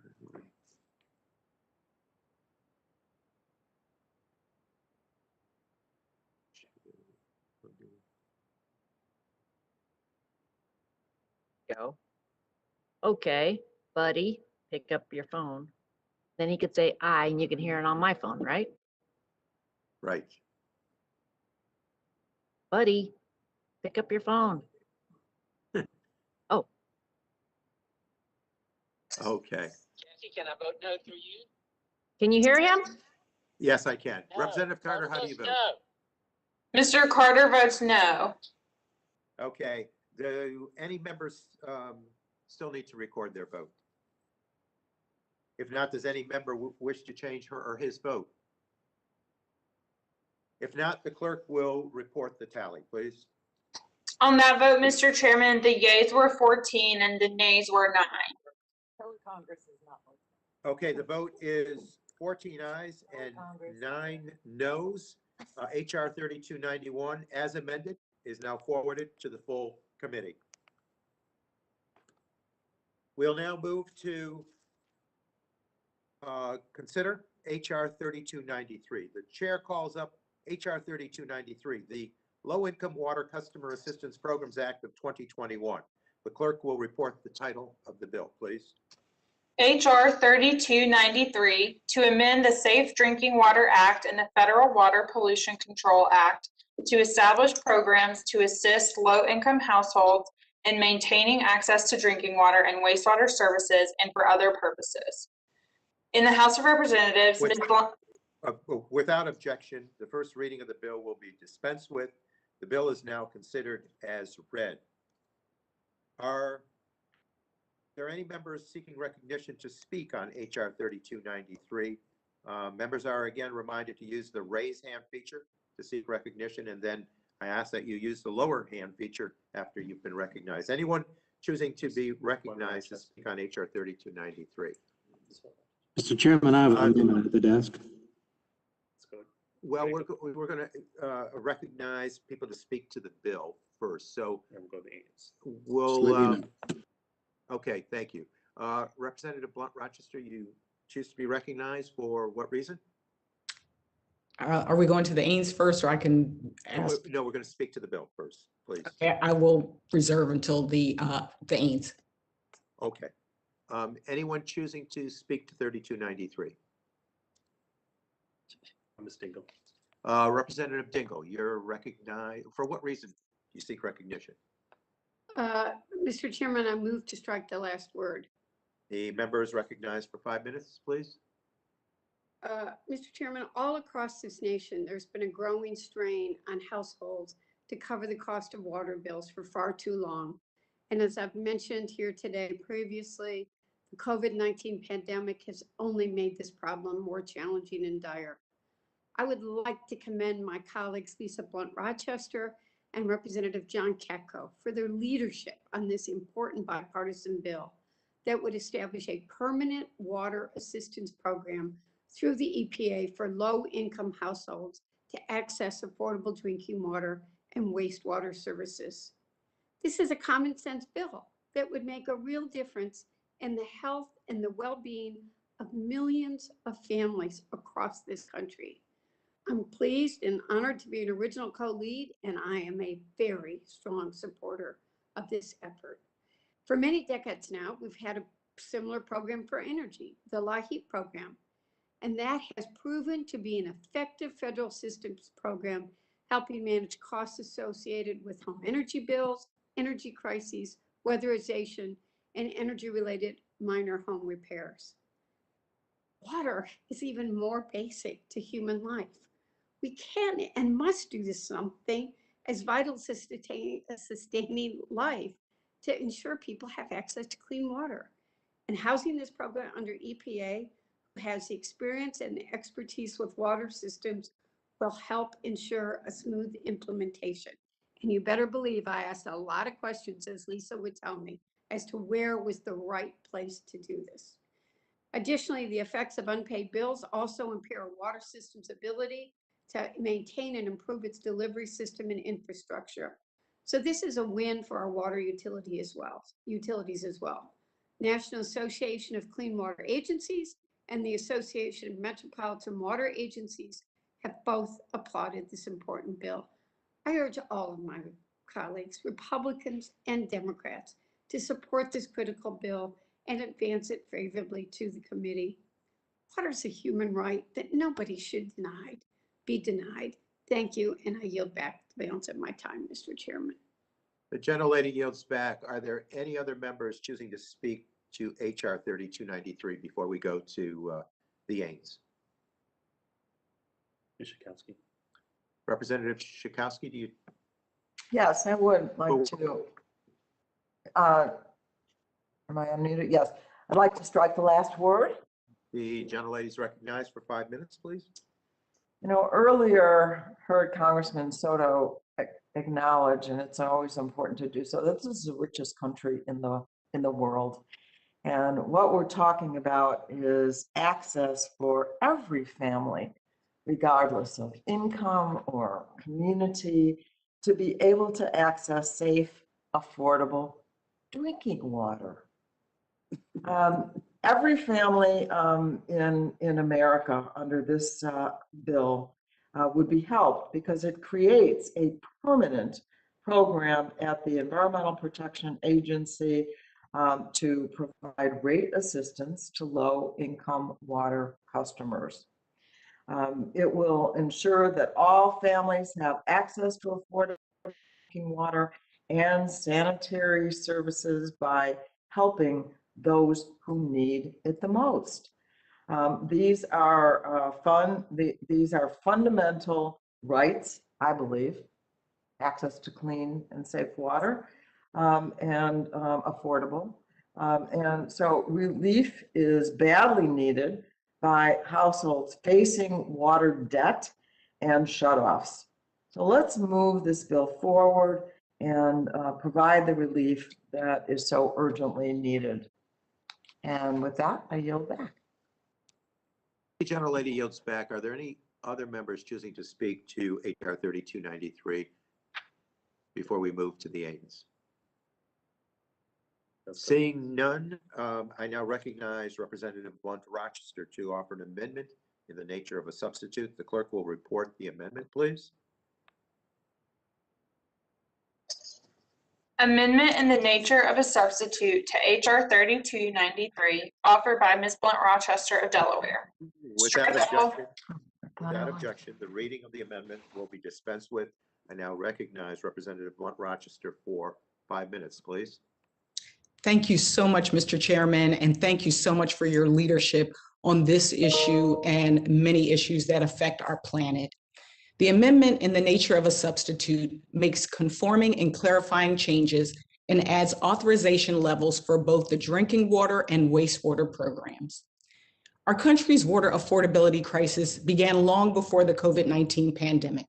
Deferred infrastructure maintenance and the growing cost of clean water have led to rapidly rising water bills, and the ongoing pandemic has only exacerbated this.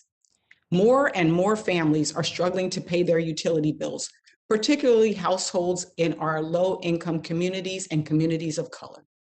Clean drinking water is a fundamental right and is essential to public health. Every person in this country, regardless of race, income, or zip code, deserves the right to clean, reliable, and safe drinking water and sanitation services. The Low-Income Water Customer Assistance Program Act would establish a permanent program at EPA to help utility companies assist low-income households with their drinking water and wastewater bills. It will provide much-needed relief to our low-income households and would help ensure that all Americans have access to clean, safe, affordable water. It would also help communities make the crucial upgrades to our aging drinking water and wastewater infrastructure. The Environmental Protection Agency estimates that maintaining and upgrading the nation's drinking water and wastewater systems will cost more than $750 billion over the next 20 years. These upgrades are necessary to deliver clean and safe water to all Americans and to make the ongoing resiliency challenge of climate change a reality. Impact, that is the word that I have used with my team this year. That our goal is to make the greatest impact on the greatest number of people in this country as we serve them. That's why I was proud to partner with Representative McKinley to ensure that Americans had those direct payments when they needed them the most. I am also so proud to have introduced this bipartisan legislation with my Republican colleague from New York, Representative John Katko, and overwhelmed by the support from Representative Debbie Dingell, who has been a champion in this space, along with Rashida Tlaib from Michigan. To me, this is a pivotal moment for us to not only demonstrate that we can have a major impact and help our communities, but also provide hope to Americans to show that we can work together in a bipartisan way. I urge my colleagues to join me in supporting this amendment, and I thank you, Mr. Chairman, and I yield back. While it yields back, are there any other members choosing to speak to the amendment in the nature of a substitute? Mr. Chairman, I have an amendment at the desk to the Ains. Okay. Let's make certain that no one wants to speak to Representative Rochester's amendment. If not, Mr. Duncan, for what purpose do you seek recognition? I have an amendment at the desk to the Ains. It's number 3293 SCO1. The clerk will report the amendment, please. Amendment to the amendment in the nature of a substitute to H.R. 3293 offered by Mr. Duncan of South Carolina. Without objection, the reading of the amendment Mr. Chair. will be dispensed with. Mr. Chair, I reserve a point of order. Representative Ruiz reserves a point of order. Mr. Duncan, you're recognized for 5 minutes to speak to your amendment. Thank you, Mr. Chairman. And before I speak on the amendment, let me just say that all the technical difficulties that we're experiencing this morning and this afternoon now show very clearly that we need to be back in this committee room. You need to be sitting at the chair, and we need to have full committee hearings in person. When 435 members of Congress, less the proxy voters, can be on the House of Representatives floor for hours at a time during a vote process, why can't we be right here in this committee room so we don't have to deal with the technical difficulties of Buddy Carter trying to get on and Ms. Clark trying to educate him on the technical aspects of virtual hearings? It just points to the fact that we need to be right here in person. I'm not going to belabor the point anymore, but I asked Chairman Pallone to get with it and let's get back in person. So having said that, let me just say I oppose the introduction of this version of H.R. 3293, the Low Income Water Customer Assistance Program, for a couple of reasons. First, this legislation creates a permanent new income support program at the EPA. A permanent new program. This will be the first aid program of its kind ever at the EPA. As we learned from Dr. McLean at the subcommittee hearing, EPA does not have the in-house experience or the infrastructure in place to carry out this program. Second, this legislation creates a two-tiered system for smaller, likely rural, poorer drinking water systems than everyone else. Drinking water utilities serving municipalities with less than 10,000 people and a poverty rate of 20% or more must go through their state to obtain funding. In contrast, any larger drinking or wastewater system can get its money directly from the EPA, regardless of the poverty rate for its service territories. The third thing is the aid provided under this legislation is meant to be additive to anything that already exists. This seems odd if this new program is supposed to be the main water rate deferral program, unless it's trying to preempt something that otherwise would limit it. Now, finally, and most importantly, I guess, this bill requires a national needs assessment, while at the same time it instructs the EPA to study the water customer affordability problem to figure out what it is, how big it is, and the best ways to solve it. Seems kind of backwards to me. I believe the most logical first step to take is to study this first rather than do so after the fact. So my amendment would do that. It strikes the billing offset program for drinking water and wastewater, and it puts the focus on figuring out the size and scope of the problem before we try to solve the problem, as well as it comes up with the best way to attack it before we authorize what? $8 billion to fund this? $8 billion to fund this? In addition, I have the Government Accountability Office carry out this study to ensure an experienced neutral parties both investigating as well as making a recommendation. I know the underlying bill has the EPA doing this, but I believe we cannot forget that the EPA would not just be building this program from scratch, but they would also be operating on its own for the first time, and they've already said they don't have the personnel or the logistics to do it. So I recognize the intent of the bill is well-meaning, but I question whether this is the best way to handle this matter, to set it up before we do the study and realize how big the problem may or may not be. Billions of dollars in this kind of aid have already been handed out by someone other than EPA, and if EPA is going to be given a program like this, there needs to be greater consideration of what its execution even looks like. So I believe that my amendment is the right way to approach this subject, and I would urge that my colleagues consider that. Having said all that, I'm going to ask that this amendment be withdrawn, and let's move on, because I've made the points that we're spending $8 billion to solve a problem that we don't even know if the problem exists or how big or small it might be. And with that, Mr. Chairman, I yield back. Yields back, and the gentleman has withdrawn his amendment. Are there any other members seeking recognition to speak on the amendment, or to offer an amendment to the aids? Sorry. Mr. Chairman? Mr. Chair, I go ahead, never mind. Okay. Anyone looking to offer another amendment?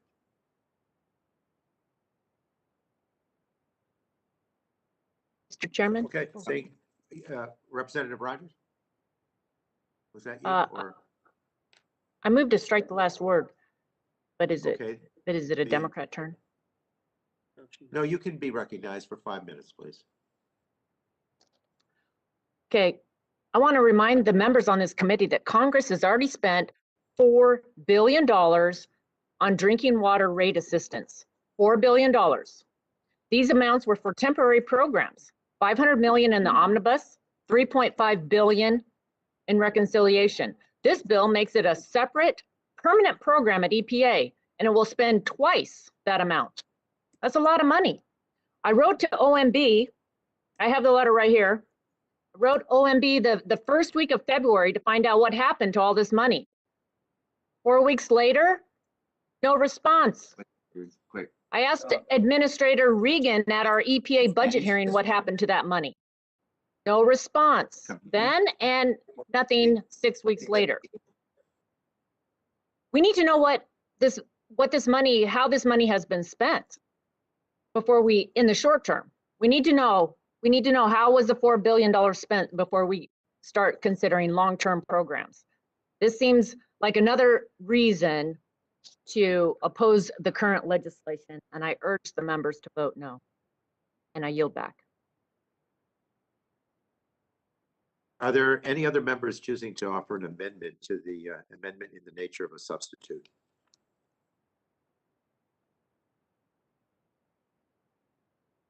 If not, we'll now move to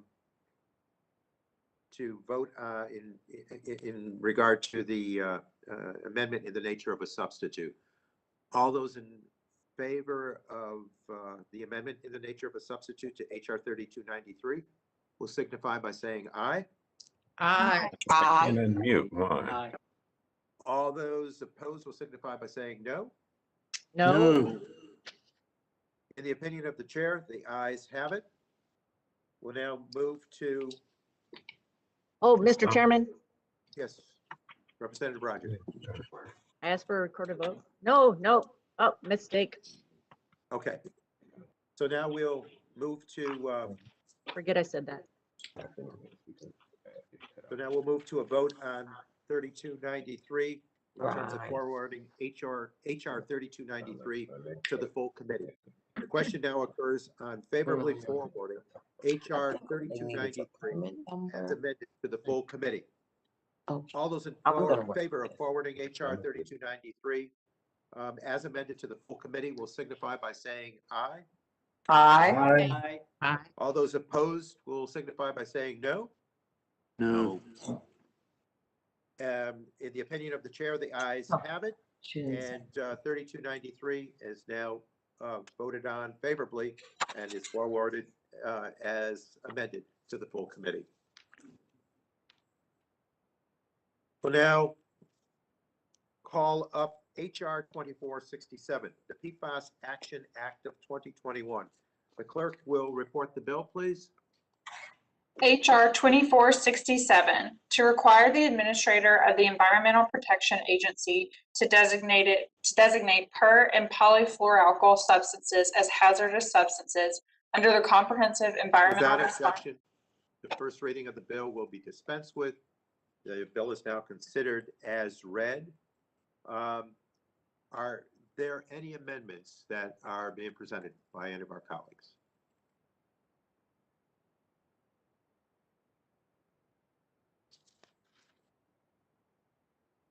Are there any members first to seek recognition to speak on HR 2467? Representative Dingle? You choose to speak on 2467? Yes, Miss. Yeah, the representative is recognized for 5 minutes, please. Thank you, Chairman Tonko. I move to strike the last word. General Lady is Forever recognized. chemicals. Thank you. Forever chemicals, known as PFAS, are harmful man-made chemicals that have so far been found in the drinking There's a water of Republican more than amendment, but we'll see. 2,000 communities across almost every state in the country. PFAS chemicals are persistent, bioaccumulative, and toxic. These chemicals have been linked to harmful human effects, including cancer, reproductive and development harms, and weakened immune systems. These harmful chemicals didn't exist on this earth prior to World War II. They were birthed as a byproduct of the Manhattan Project. And now, nearly every American has some level of PFAS coursing through their blood after generations of use to create our modern society. EPA has consistently failed to act clearly and swiftly, and to do so. So we have no choice. Congress is needed, has to act on this PFAS crisis. We've heard promises, promises, promises, promises, but nobody delivers, and people are getting sick and dying. Enacting the Pfas Action Act would be the first major comprehensive and consequential action we can and should take. HR 2467, the Pfas Action Act, is a landmark bipartisan package that I am proud to lead with my colleague from across the aisle and my good friend, Michigan Fred Upton, who's had a community in his district totally poisoned where they couldn't drink their water. He'll talk about that, I suspect. As many of you know, Michigan's been hit hard by PFAS contamination. The Michigan Pfas Action Response Team has so far identified 162 sites across the state with PFAS contamination. But you know what? We're only one of the few states that's actually been looking for PFAS and spending time and then establishing the necessary policies to protect human health and the environment in the absence of strong federal leadership. I think you'd all be stunned by where PFAS is in your communities. This is truly a national crisis, and other states will find similar contamination because when you are dealing with a forever lasting substance, it's only a matter of time.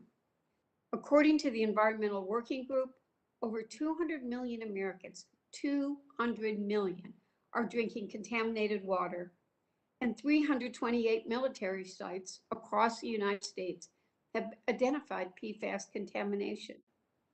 The legislation before us today is a meaningful bill that would represent a strong federal response and is a product of good bipartisan work out of this committee. After we voted for this on the floor, it passed with 247 to 159, including 24 Republicans supporting the package. Today, we're considering an identical version that warrants strong continued bipartisan support from every member of this committee. The Pfas Action Act would protect our air, our land, our water from this contamination. It would require the EPA to establish a national drinking water standard for the most notorious chemicals, PFOA and PFAS, within 2 years that would protect public health, including the health of vulnerable subpopulation. It designates PFOA and PFAS chemicals as hazardous substances within 1 year and requires EPA to determine whether to list other PFAS within 5 years. It designates PFOA and PFAS as hazardous air pollutants under the Clean Air Act. It requires EPA to place discharge limits on industrial releases of PFAS and provides $200 million annually for wastewater treatment. It prohibits the unsafe incineration of PFAS waste and places a moratorium on the introduction of new PFAS into commerce. It requires comprehensive PFAS health testing. And finally, it creates a voluntary label for PFAS in cookware. How many of us burnt our cooking and used Teflon pans? So I'd like to commend Fred Upton for his leadership in partnering with me on this.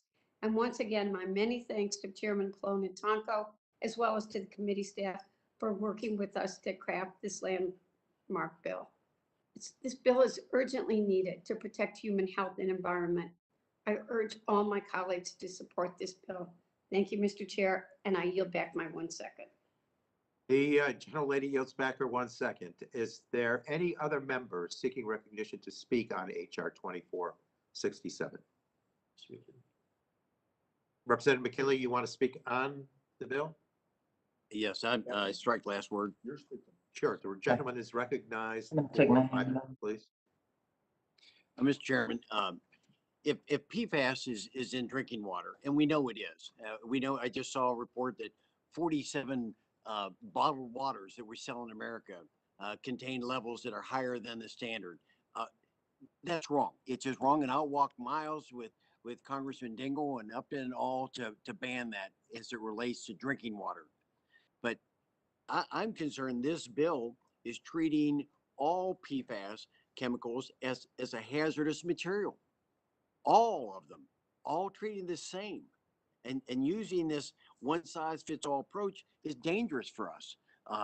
Protecting our drinking water is clearly, there should be absolutely no concern. That is what our #1 priority should be.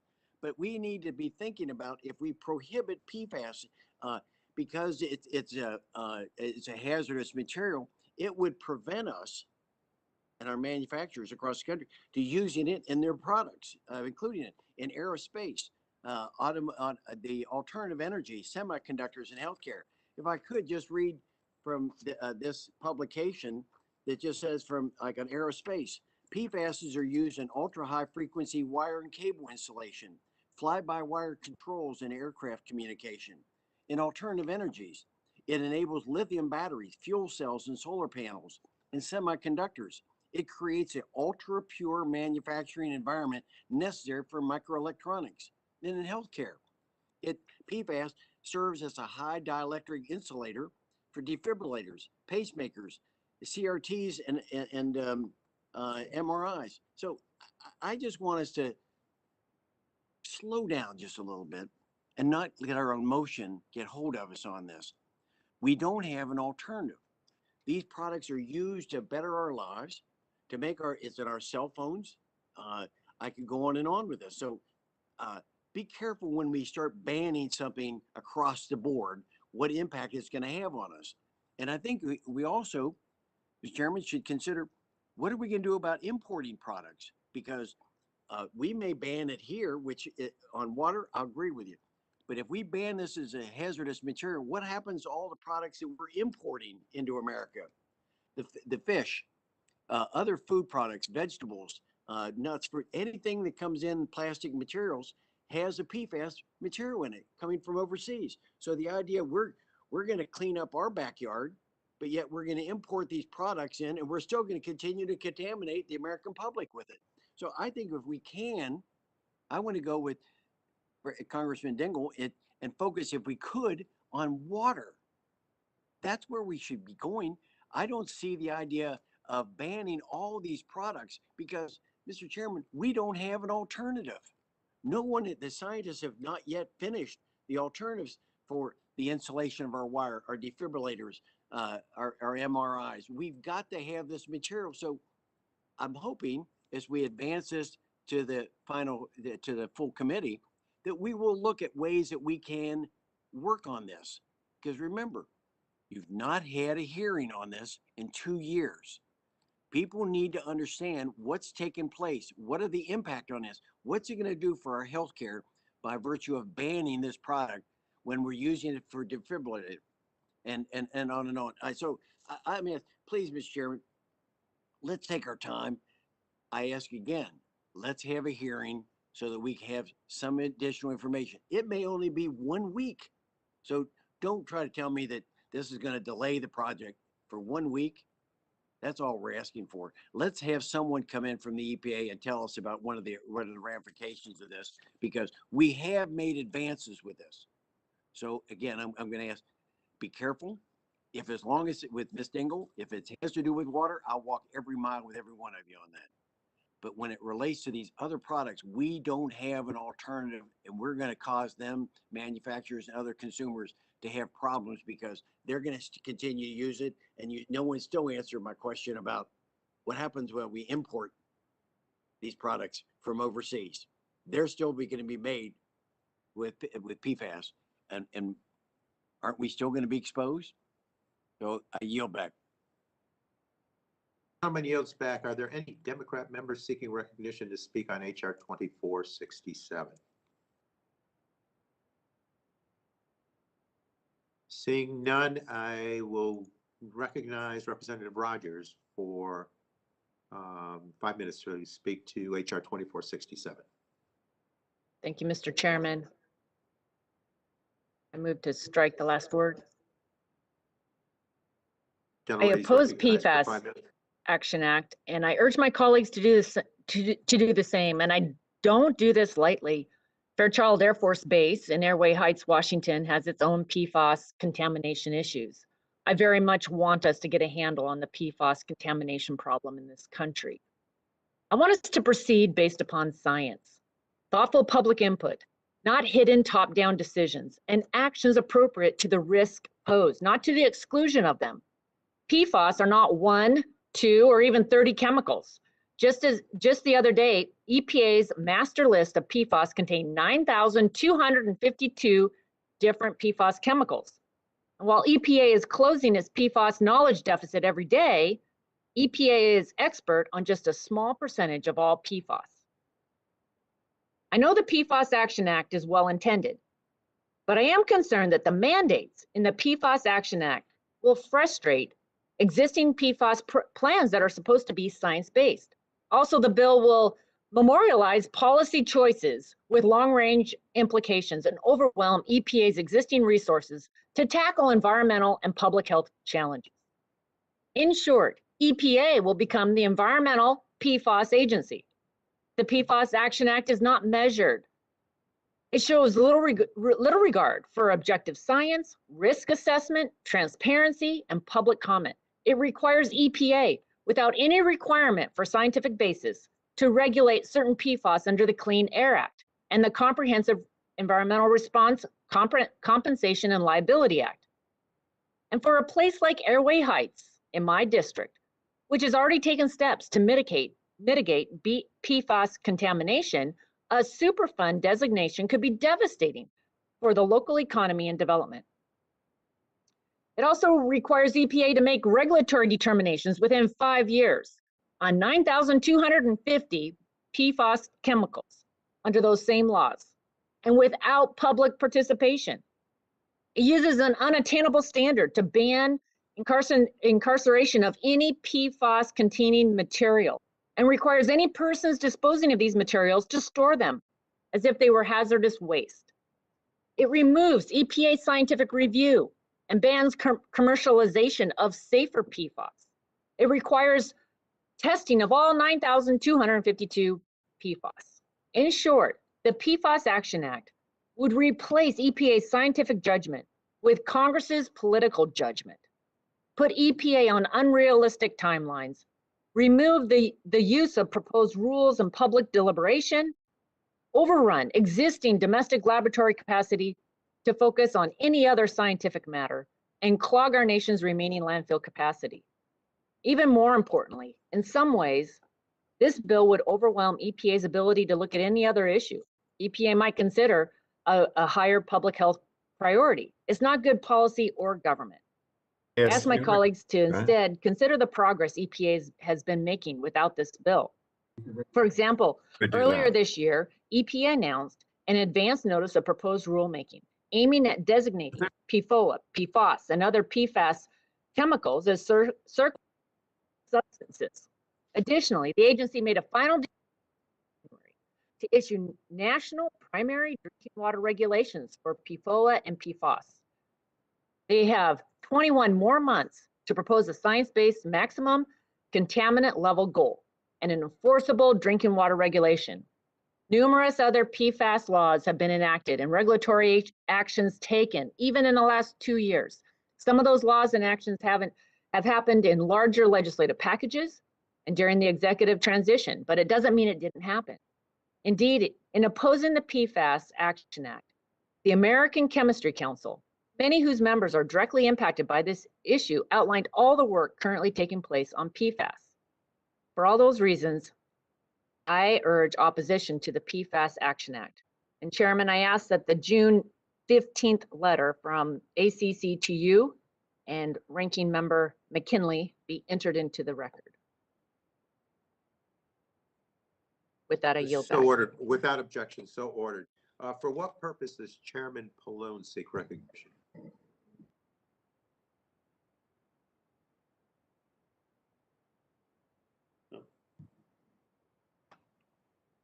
Chairman, your hand is raised on the screen. Is you seek recognition? If not, are there any Democrat members still seeking recognition to speak on HR 2467? If not, for what purpose does Representative Johnson seek recognition? Mr. Chairman, I move to strike the last word. The gentleman is recognized for 5 minutes, please. Well, thank you, Mr. Chairman. My statement will attempt to reset the landscape on these important PFAS issues, but I want to take a moment and set the stage for the points that I want to make. Mr. Chairman, we have worked well together in the past in a relationship based on mutual respect, and I certainly hope that we can get back to that point in the near future, but I feel I would not be doing my job of being a voice for my constituents if I did not express my disappointment with the partisan manner in which this subcommittee is being run.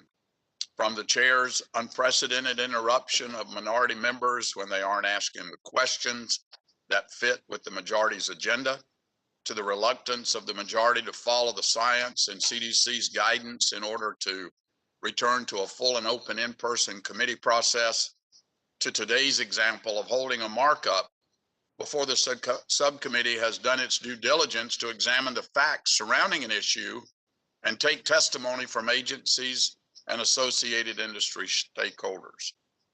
I am surprised today that this subcommittee, with jurisdiction over the EPA, is forcing us to vote on this legislation, which in its current form and on many different levels, actually undermines the EPA's processes and totally casts aside the ongoing scientific research on this broad set of thousands of chemicals. First, let me be clear, as other members have voiced this today.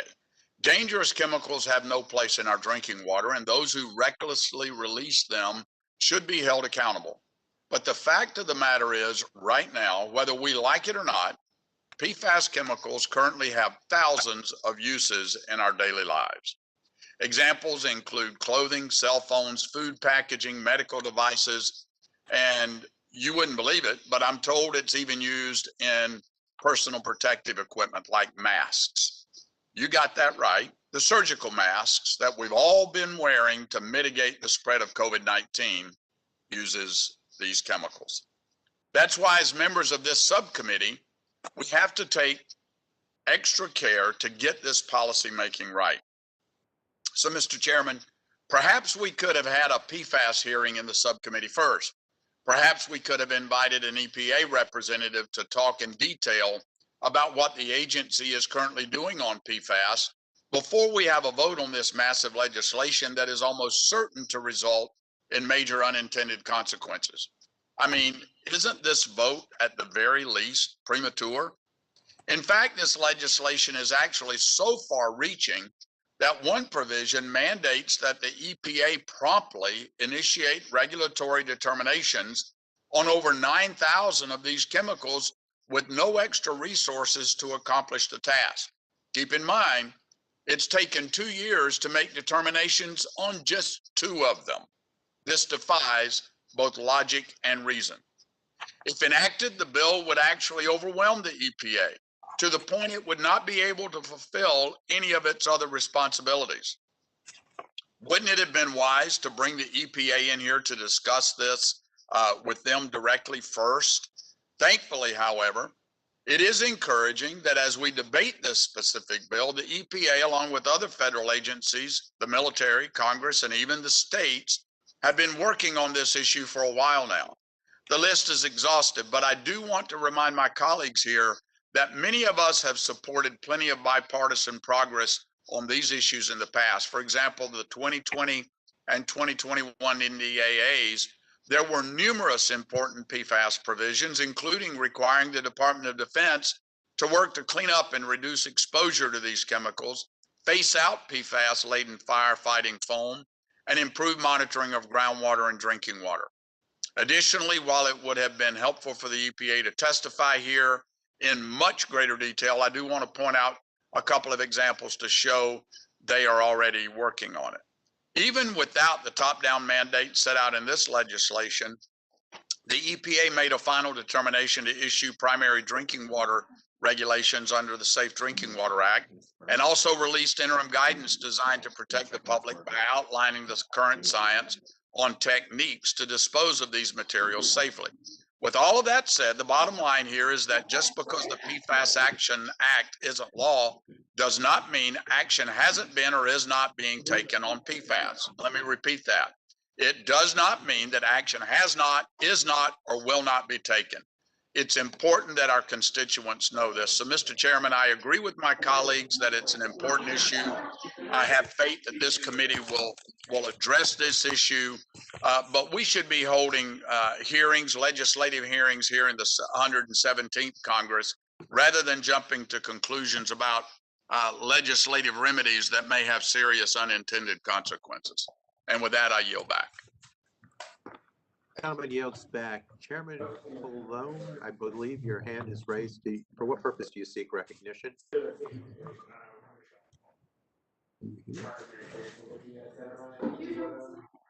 Mr. Chairman. Yes, Chairman Malone, for what purpose do you seek recognition? Strike the last word on the underlying bill. The gentleman is recognized for 5 minutes, please. Thank you, Mr. Chairman. I guess I'm a little shocked by the nature, not only the amount of opposition, but also, the strident nature of the opposition on this bill. I mean, this is a bipartisan bill. Mr. Upton of Michigan as a sponsor has been involved with this issue for many years. We've had so many hearings and regular order on this bill. I don't know. I can't imagine what that we're discussing today hasn't already been reviewed. I was at most of those hearings, and I remember all these issues coming up that are being mentioned. And I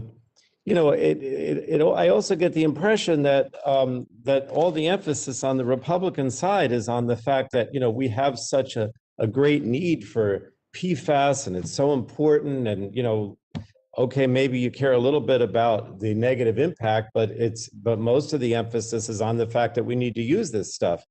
And I just have to remind everybody that this is an urgent threat to public health. Every day that goes by without us taking some action means more and more contaminants, more people are health is negatively impacted. These are toxic, persistent elements that are being found in the environment across the country. These chemicals have been linked with adverse health effects, including cancer, immune system effects, infertility, impaired child development, high cholesterol, thyroid disease. In my home state of New Jersey, there have been over 500 detections of PFAS in drinking water and groundwater sources. I mean, for us not to take action, and I know some of you are saying you want to, but you want to delay it. I just think it's unacceptable to say that we don't deal with this now.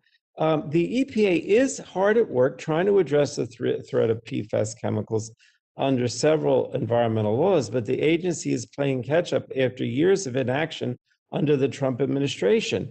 And again, Congress can help by providing clear instructions and needed resources, and that's what this bill does. It requires EPA to immediately designate 2 PFAS chemicals as hazardous substances under Superfund, the 2 most studied of the PFAS chemicals.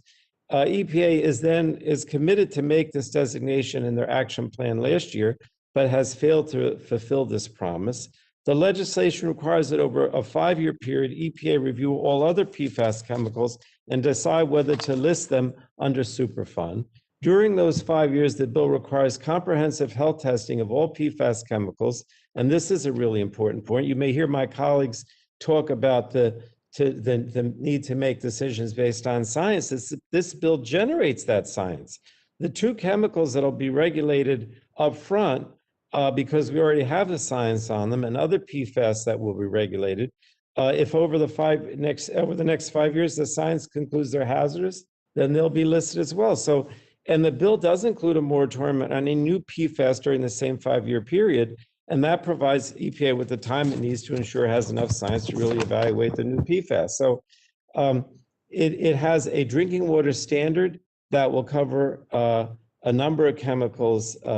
Importantly, the drinking water standards will have to protect public health, including the health of vulnerable populations, such as pregnant women, infants, and children.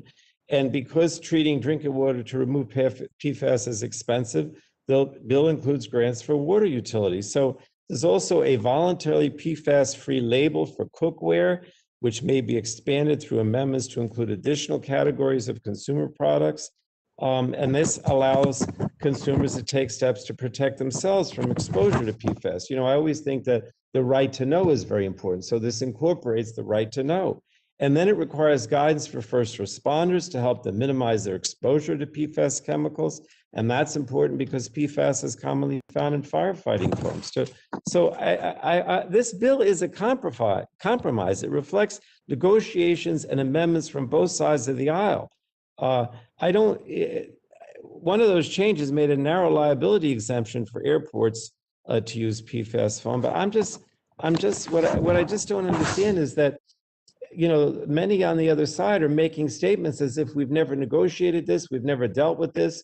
That's not true. We have been negotiating this for a long time, but we can't just sit back and let all this exposure and all these health problems to continue unabated. And I know that you don't really want to do that, but that I think would be the consequence of inaction. So I urge support for this bill now. There should not be any delay. Thank you, Mr. Chairman. Yields back. For what purpose does Representative Hudson seek recognition? I move to strike the last word, Mr. Chairman. The gentleman is recognized for 5 minutes, please. Well, thank you. And I want to begin by thanking all my colleagues who worked tirelessly to address the PFAS contamination in water systems across the United States. Like many of you here today, my district is no stranger to these forever chemicals. For years, my constituents and neighboring communities in North Carolina have dealt with contamination from the PFAS chemical Gen X. Gen X has been discharged for decades into the air as well as the waters of the Cape Fear River, a common source of drinking water for a large swath of eastern North Carolina. These chemicals are known to cause health complications, and people in our community deserve answers. In 2019, I had the EPA come to Fayetteville for a public forum to hear directly from our community. I also invited Administrator Regan, who at the time was the Secretary of the North Carolina Department of Environmental Quality, and I was pleased he was able to attend. Hundreds of people attended, and many shared their concerns with potential links between Gen X and serious health problems. Several of the people who testified that day were concerned about family members and neighbors who've contracted cancer and were concerned it might be connected to Gen X. The problem is we just don't know. Put it simply, my constituents are scared and they're frustrated because this has been an ongoing issue and they don't have enough information. I've demanded the EPA provide us with a toxicology report on Gen X, and I'm still waiting. This is about getting answers for our community. This is about making sure my constituents are protected and the water we're drinking is safe. When I helped overhaul the Toxic Substance Control Act, I wanted to ensure that we hold companies accountable on PFAS. I was disappointed last year when the EPA denied a petition under the TSCA to require human health and environmental testing on 54 PFAS substances linked to the Cape Fear River and other water systems in Fayetteville, North Carolina. Until I know the science behind Gen X, until I know exactly what safe levels and unsafe levels of exposure are, and until we can adequately clean up the exposure we've had in North Carolina, I'm not going to be satisfied. These families and families everywhere deserve to know the streams, rivers, and lakes where we get our drinking water, take our kids, are safe. I want to echo the sentiment expressed by Ranking Member McKinley when he asked our Democrat colleagues to work with us on solutions based on solid scientific data. If we're serious about these proposals becoming law, they need a full and fair airing with the complete legislative history and record. And so I am disappointed, Mr. Chairman, as other of my colleagues have expressed, that we didn't have a hearing on this bill. I heard the chairman of the full committee address this issue. We did have hearings 2 years ago, but with a new administration, with new members of this subcommittee, and a new EPA administrator who understands this issue very well, I believe we would have benefited had we held legislative hearing to address the many provisions in this bill, as well as to hear directly from the administrator what his approach will be and to see if it will be different from the previous administration. In fact, I think there might have been changes that we would want to make to this legislation to improve it based on the information we could gain by having a hearing and by hearing directly from the administrator. I know we all want to make sure our water is clean and safe. However, we need to be cautious of the policy pendulum swinging so far that it ends up hurting the communities we're trying to help. And so, Mr. Chairman, I appreciate the opportunity. We've had to work together on this. I hope that we can continue to work together to perfect this process and continue to pressure the EPA to deliver the scientific data that our communities need so that we can feel safe and secure about our drinking water. So thank you. And with that, I'll yield back. The gentleman yields back, and I'll recognize myself for 5 minutes in order to strike the last word and respond to Representative McKinley's request that action on this bill should be delayed to hold a legislative hearing. And I certainly appreciate the representative's agreement that PFAS is a problem, especially for drinking water. But I do not believe we should delay action on this bill because communities impacted by PFAS contamination have already waited far too long for help. I mean, I have visited, I've talked with people in Hoosick Falls near my district who have been tremendously impacted by this. The community is very much up in arms. High school students held forums calling for help. They do not want to be impacted by this contamination. And this bill does not offer a one-size-fits-all solution for PFAS. It requires EPA to identify relevant subclasses of PFAS and tailor testing requirements for each subclass. Regulatory decisions for those PFAS will then be based on those data. It is expected, and it's exactly expected, that the type of science-based case-by-case approach the ranking member is calling for will in fact be the outcome. In fact, the approach was drafted with input from our Republican colleagues. So the bill is bipartisan. I would also like to remind my Republican colleagues that just last week, they supported committee action on cybersecurity bills that had previously passed the House without a new legislative hearing. They had been aired before a hearing earlier on. I welcomed that support and thought it was appropriate because there's no need to spend this committee's time holding repetitive legislative hearings on bills that have already received extensive processes. So I see no reason why this bill should be held to a different standard than the bipartisan bills we moved last week. Again, we've been visited by representatives from EPA during this given session of Congress. And these concerns could have been stressed and aired at that time also. So let's move forward. These many communities in this country, many constituents of ours are impacted by the exposure to PFAS. Let's respond in a sound public health way. I know earlier someone mentioned the Department of Defense. Well, they are not to be relied upon to determine what's best in terms of public health policy. That rests with us as a subcommittee and a committee. With that, I yield back. I now ask, for what purpose does Mr. Palmer, Representative Palmer, seek recognition?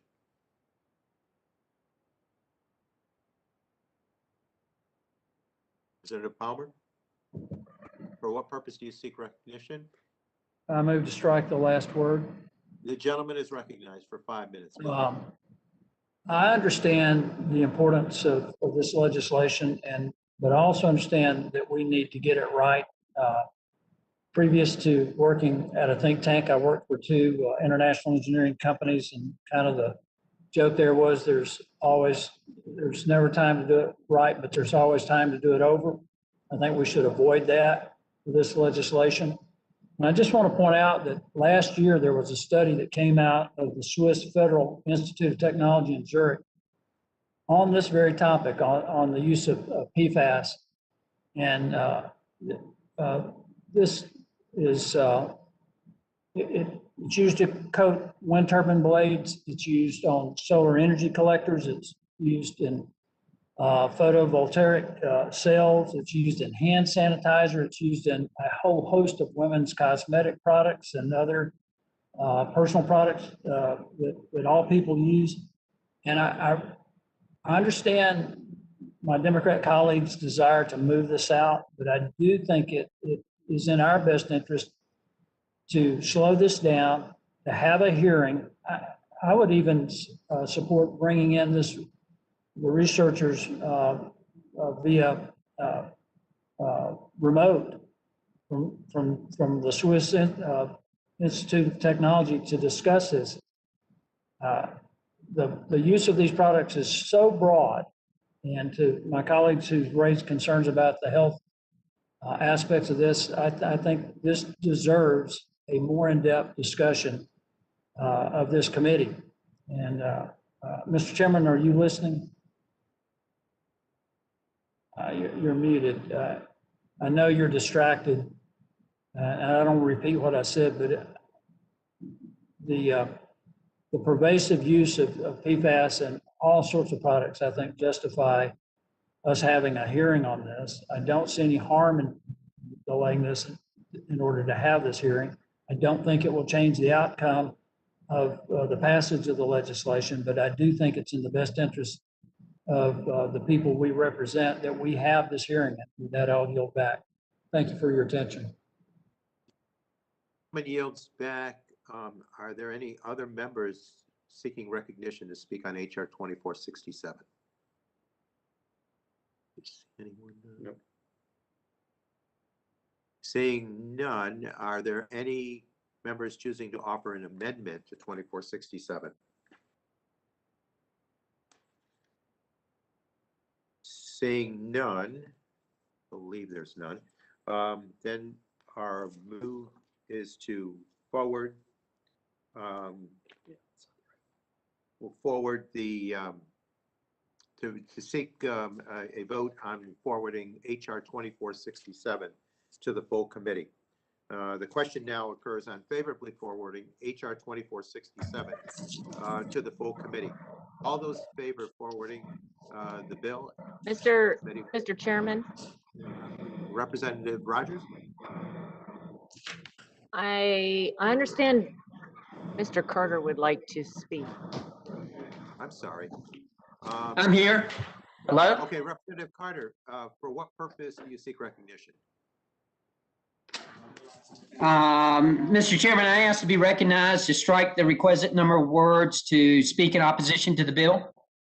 The member is recognized for 5 minutes. Thank you, Mr. Chairman. First of all, I ask for unanimous consent to insert into the record a letter from organizations representing drinking water utilities from across the country who would be most affected by these bills. In it, they detail their strong concerns with the legislation we're considering today.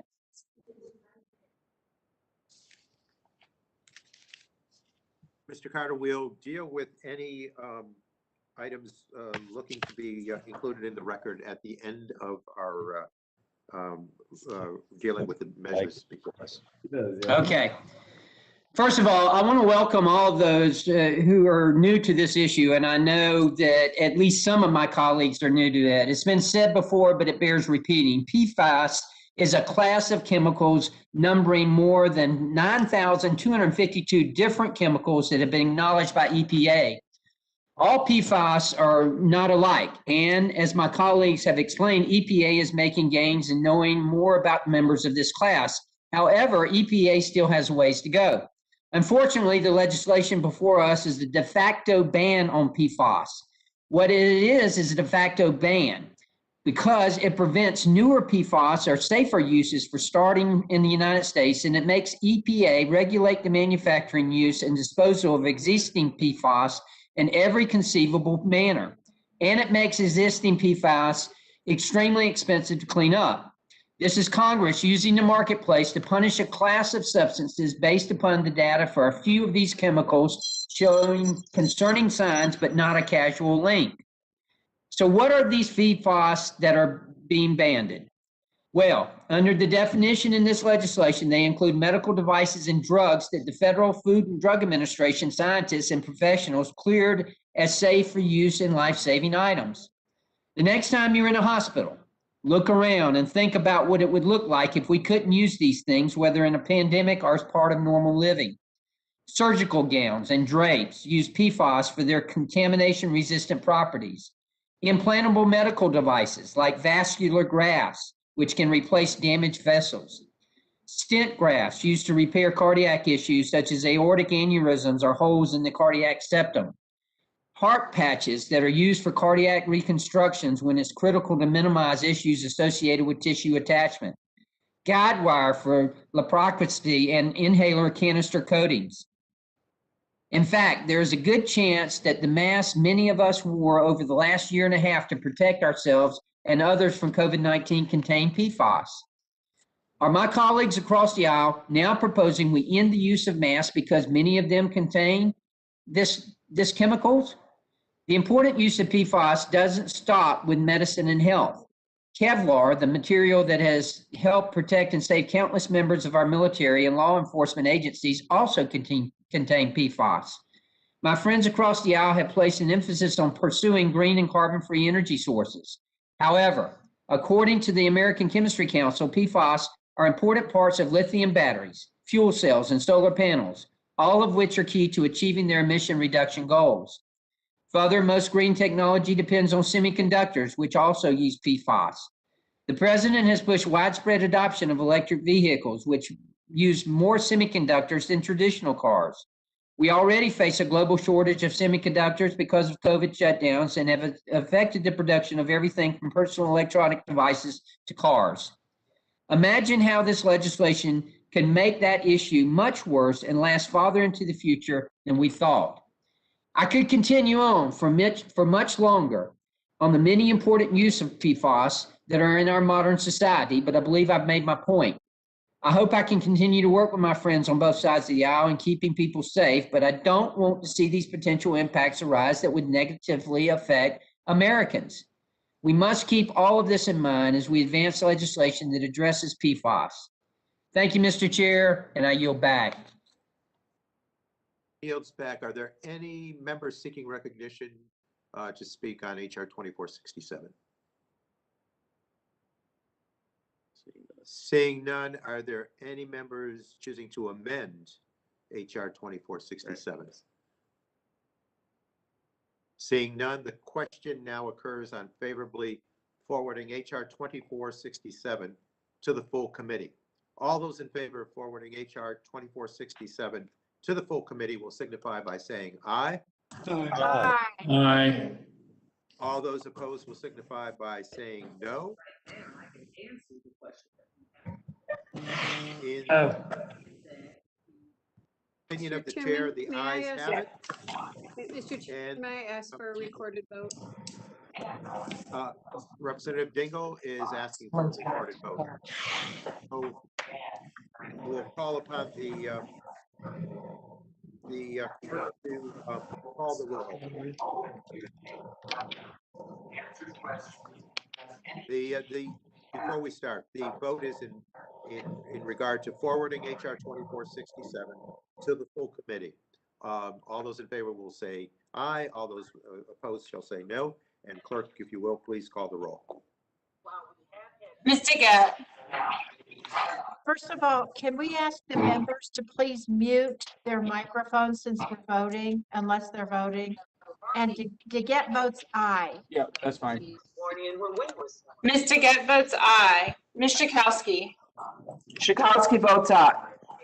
Ms. Schakowsky votes aye. Mr. Sarbanes. Sarbanes votes aye. Mr. Sarbanes votes aye. Ms. Clark. Ms. Clark of the Empire State votes aye. Ms. Clark votes aye. Mr. Ruiz. Ruiz from the Golden State of California votes aye. Mr. Ruiz votes aye. Mr. Peters. Peters votes aye. Mr. Peters votes aye. Mrs. Dingle. Ms. Dingle from the Great Lakes State votes aye. Mrs. Dingle votes aye. Ms. Badagon. Badagon votes aye. Ms. Badagon votes aye. Mr. McEachin. Mr. McEachin of the Old Dominion votes aye. Mr. McEachin votes aye. Ms. Blunt Rochester. Ms. Blunt Rochester of Delaware votes aye. Ms. Blunt Rochester votes aye. Mr. Soto.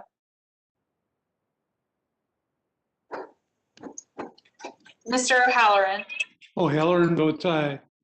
Mr. O'Halloran votes aye. Mr. Pallone. Pallone of New Jersey votes aye. Mr. Pallone votes aye. Mr. McKinley. Mr. McKinley votes aye with the hope of a hearing before the full committee. Mr. McKinley votes aye. Mr. Johnson. Mr. Johnson votes no.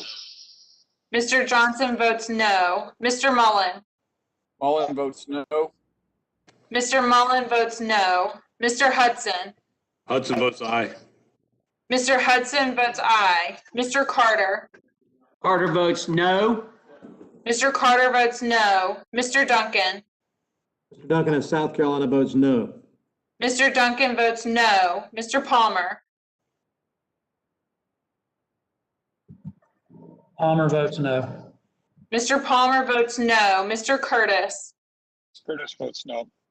Mr. Curtis votes no. Mr. Crenshaw. Mrs. Rogers. Rogers votes no. Mrs. Rogers votes no. Mr. Chairman Tonko. Mr. Tonko of New York votes aye. Chairman Tonko votes aye. Madam Madam Clerk, who Madam is not Clerk, how am I recorded? recorded? Rep. Soto? Mr. Soto is not recorded. Soto votes aye. Mr. Soto votes aye. Madam Clerk, who else is not recorded? Mr. Crenshaw is not recorded. Mr. Crenshaw? Do any members still need to record their vote? Does any member wish to change her or his vote? If not, Madam Clerk, please report the tally. On that vote, Mr. Chairman, the yeas were 16 and the nays were 7. The vote is 16 ayes, 7 noes. The measure, He has an issue in his 2467, district too. is forwarded He did to the last week. full committee. With that, Without objection, the staff is authorized to make technical and conforming changes to the bills consistent with the actions taken by the subcommittee today. I request unanimous consent to enter the following documents into the record. A letter from the Association of Metropolitan Water Agencies and the National Association of Clean Water Agencies in support of H.R. 3293, the Low-Income Water Customer Assistance Programs Act of 2021. A letter from the Metropolitan Water District of Southern California in support of H.R. 3293. A letter from the American Chemistry Council. A letter from the American Water Works Association, the Association of Metropolitan Water Agencies, the National Association of Water Companies, and the National Rural Water Association. Without objection, anyone object? Without objection, so ordered. And that, I believe, concludes the business of the day, and the subcommittee now stands adjourned. Thank you, Mr. Chairman. Thank you.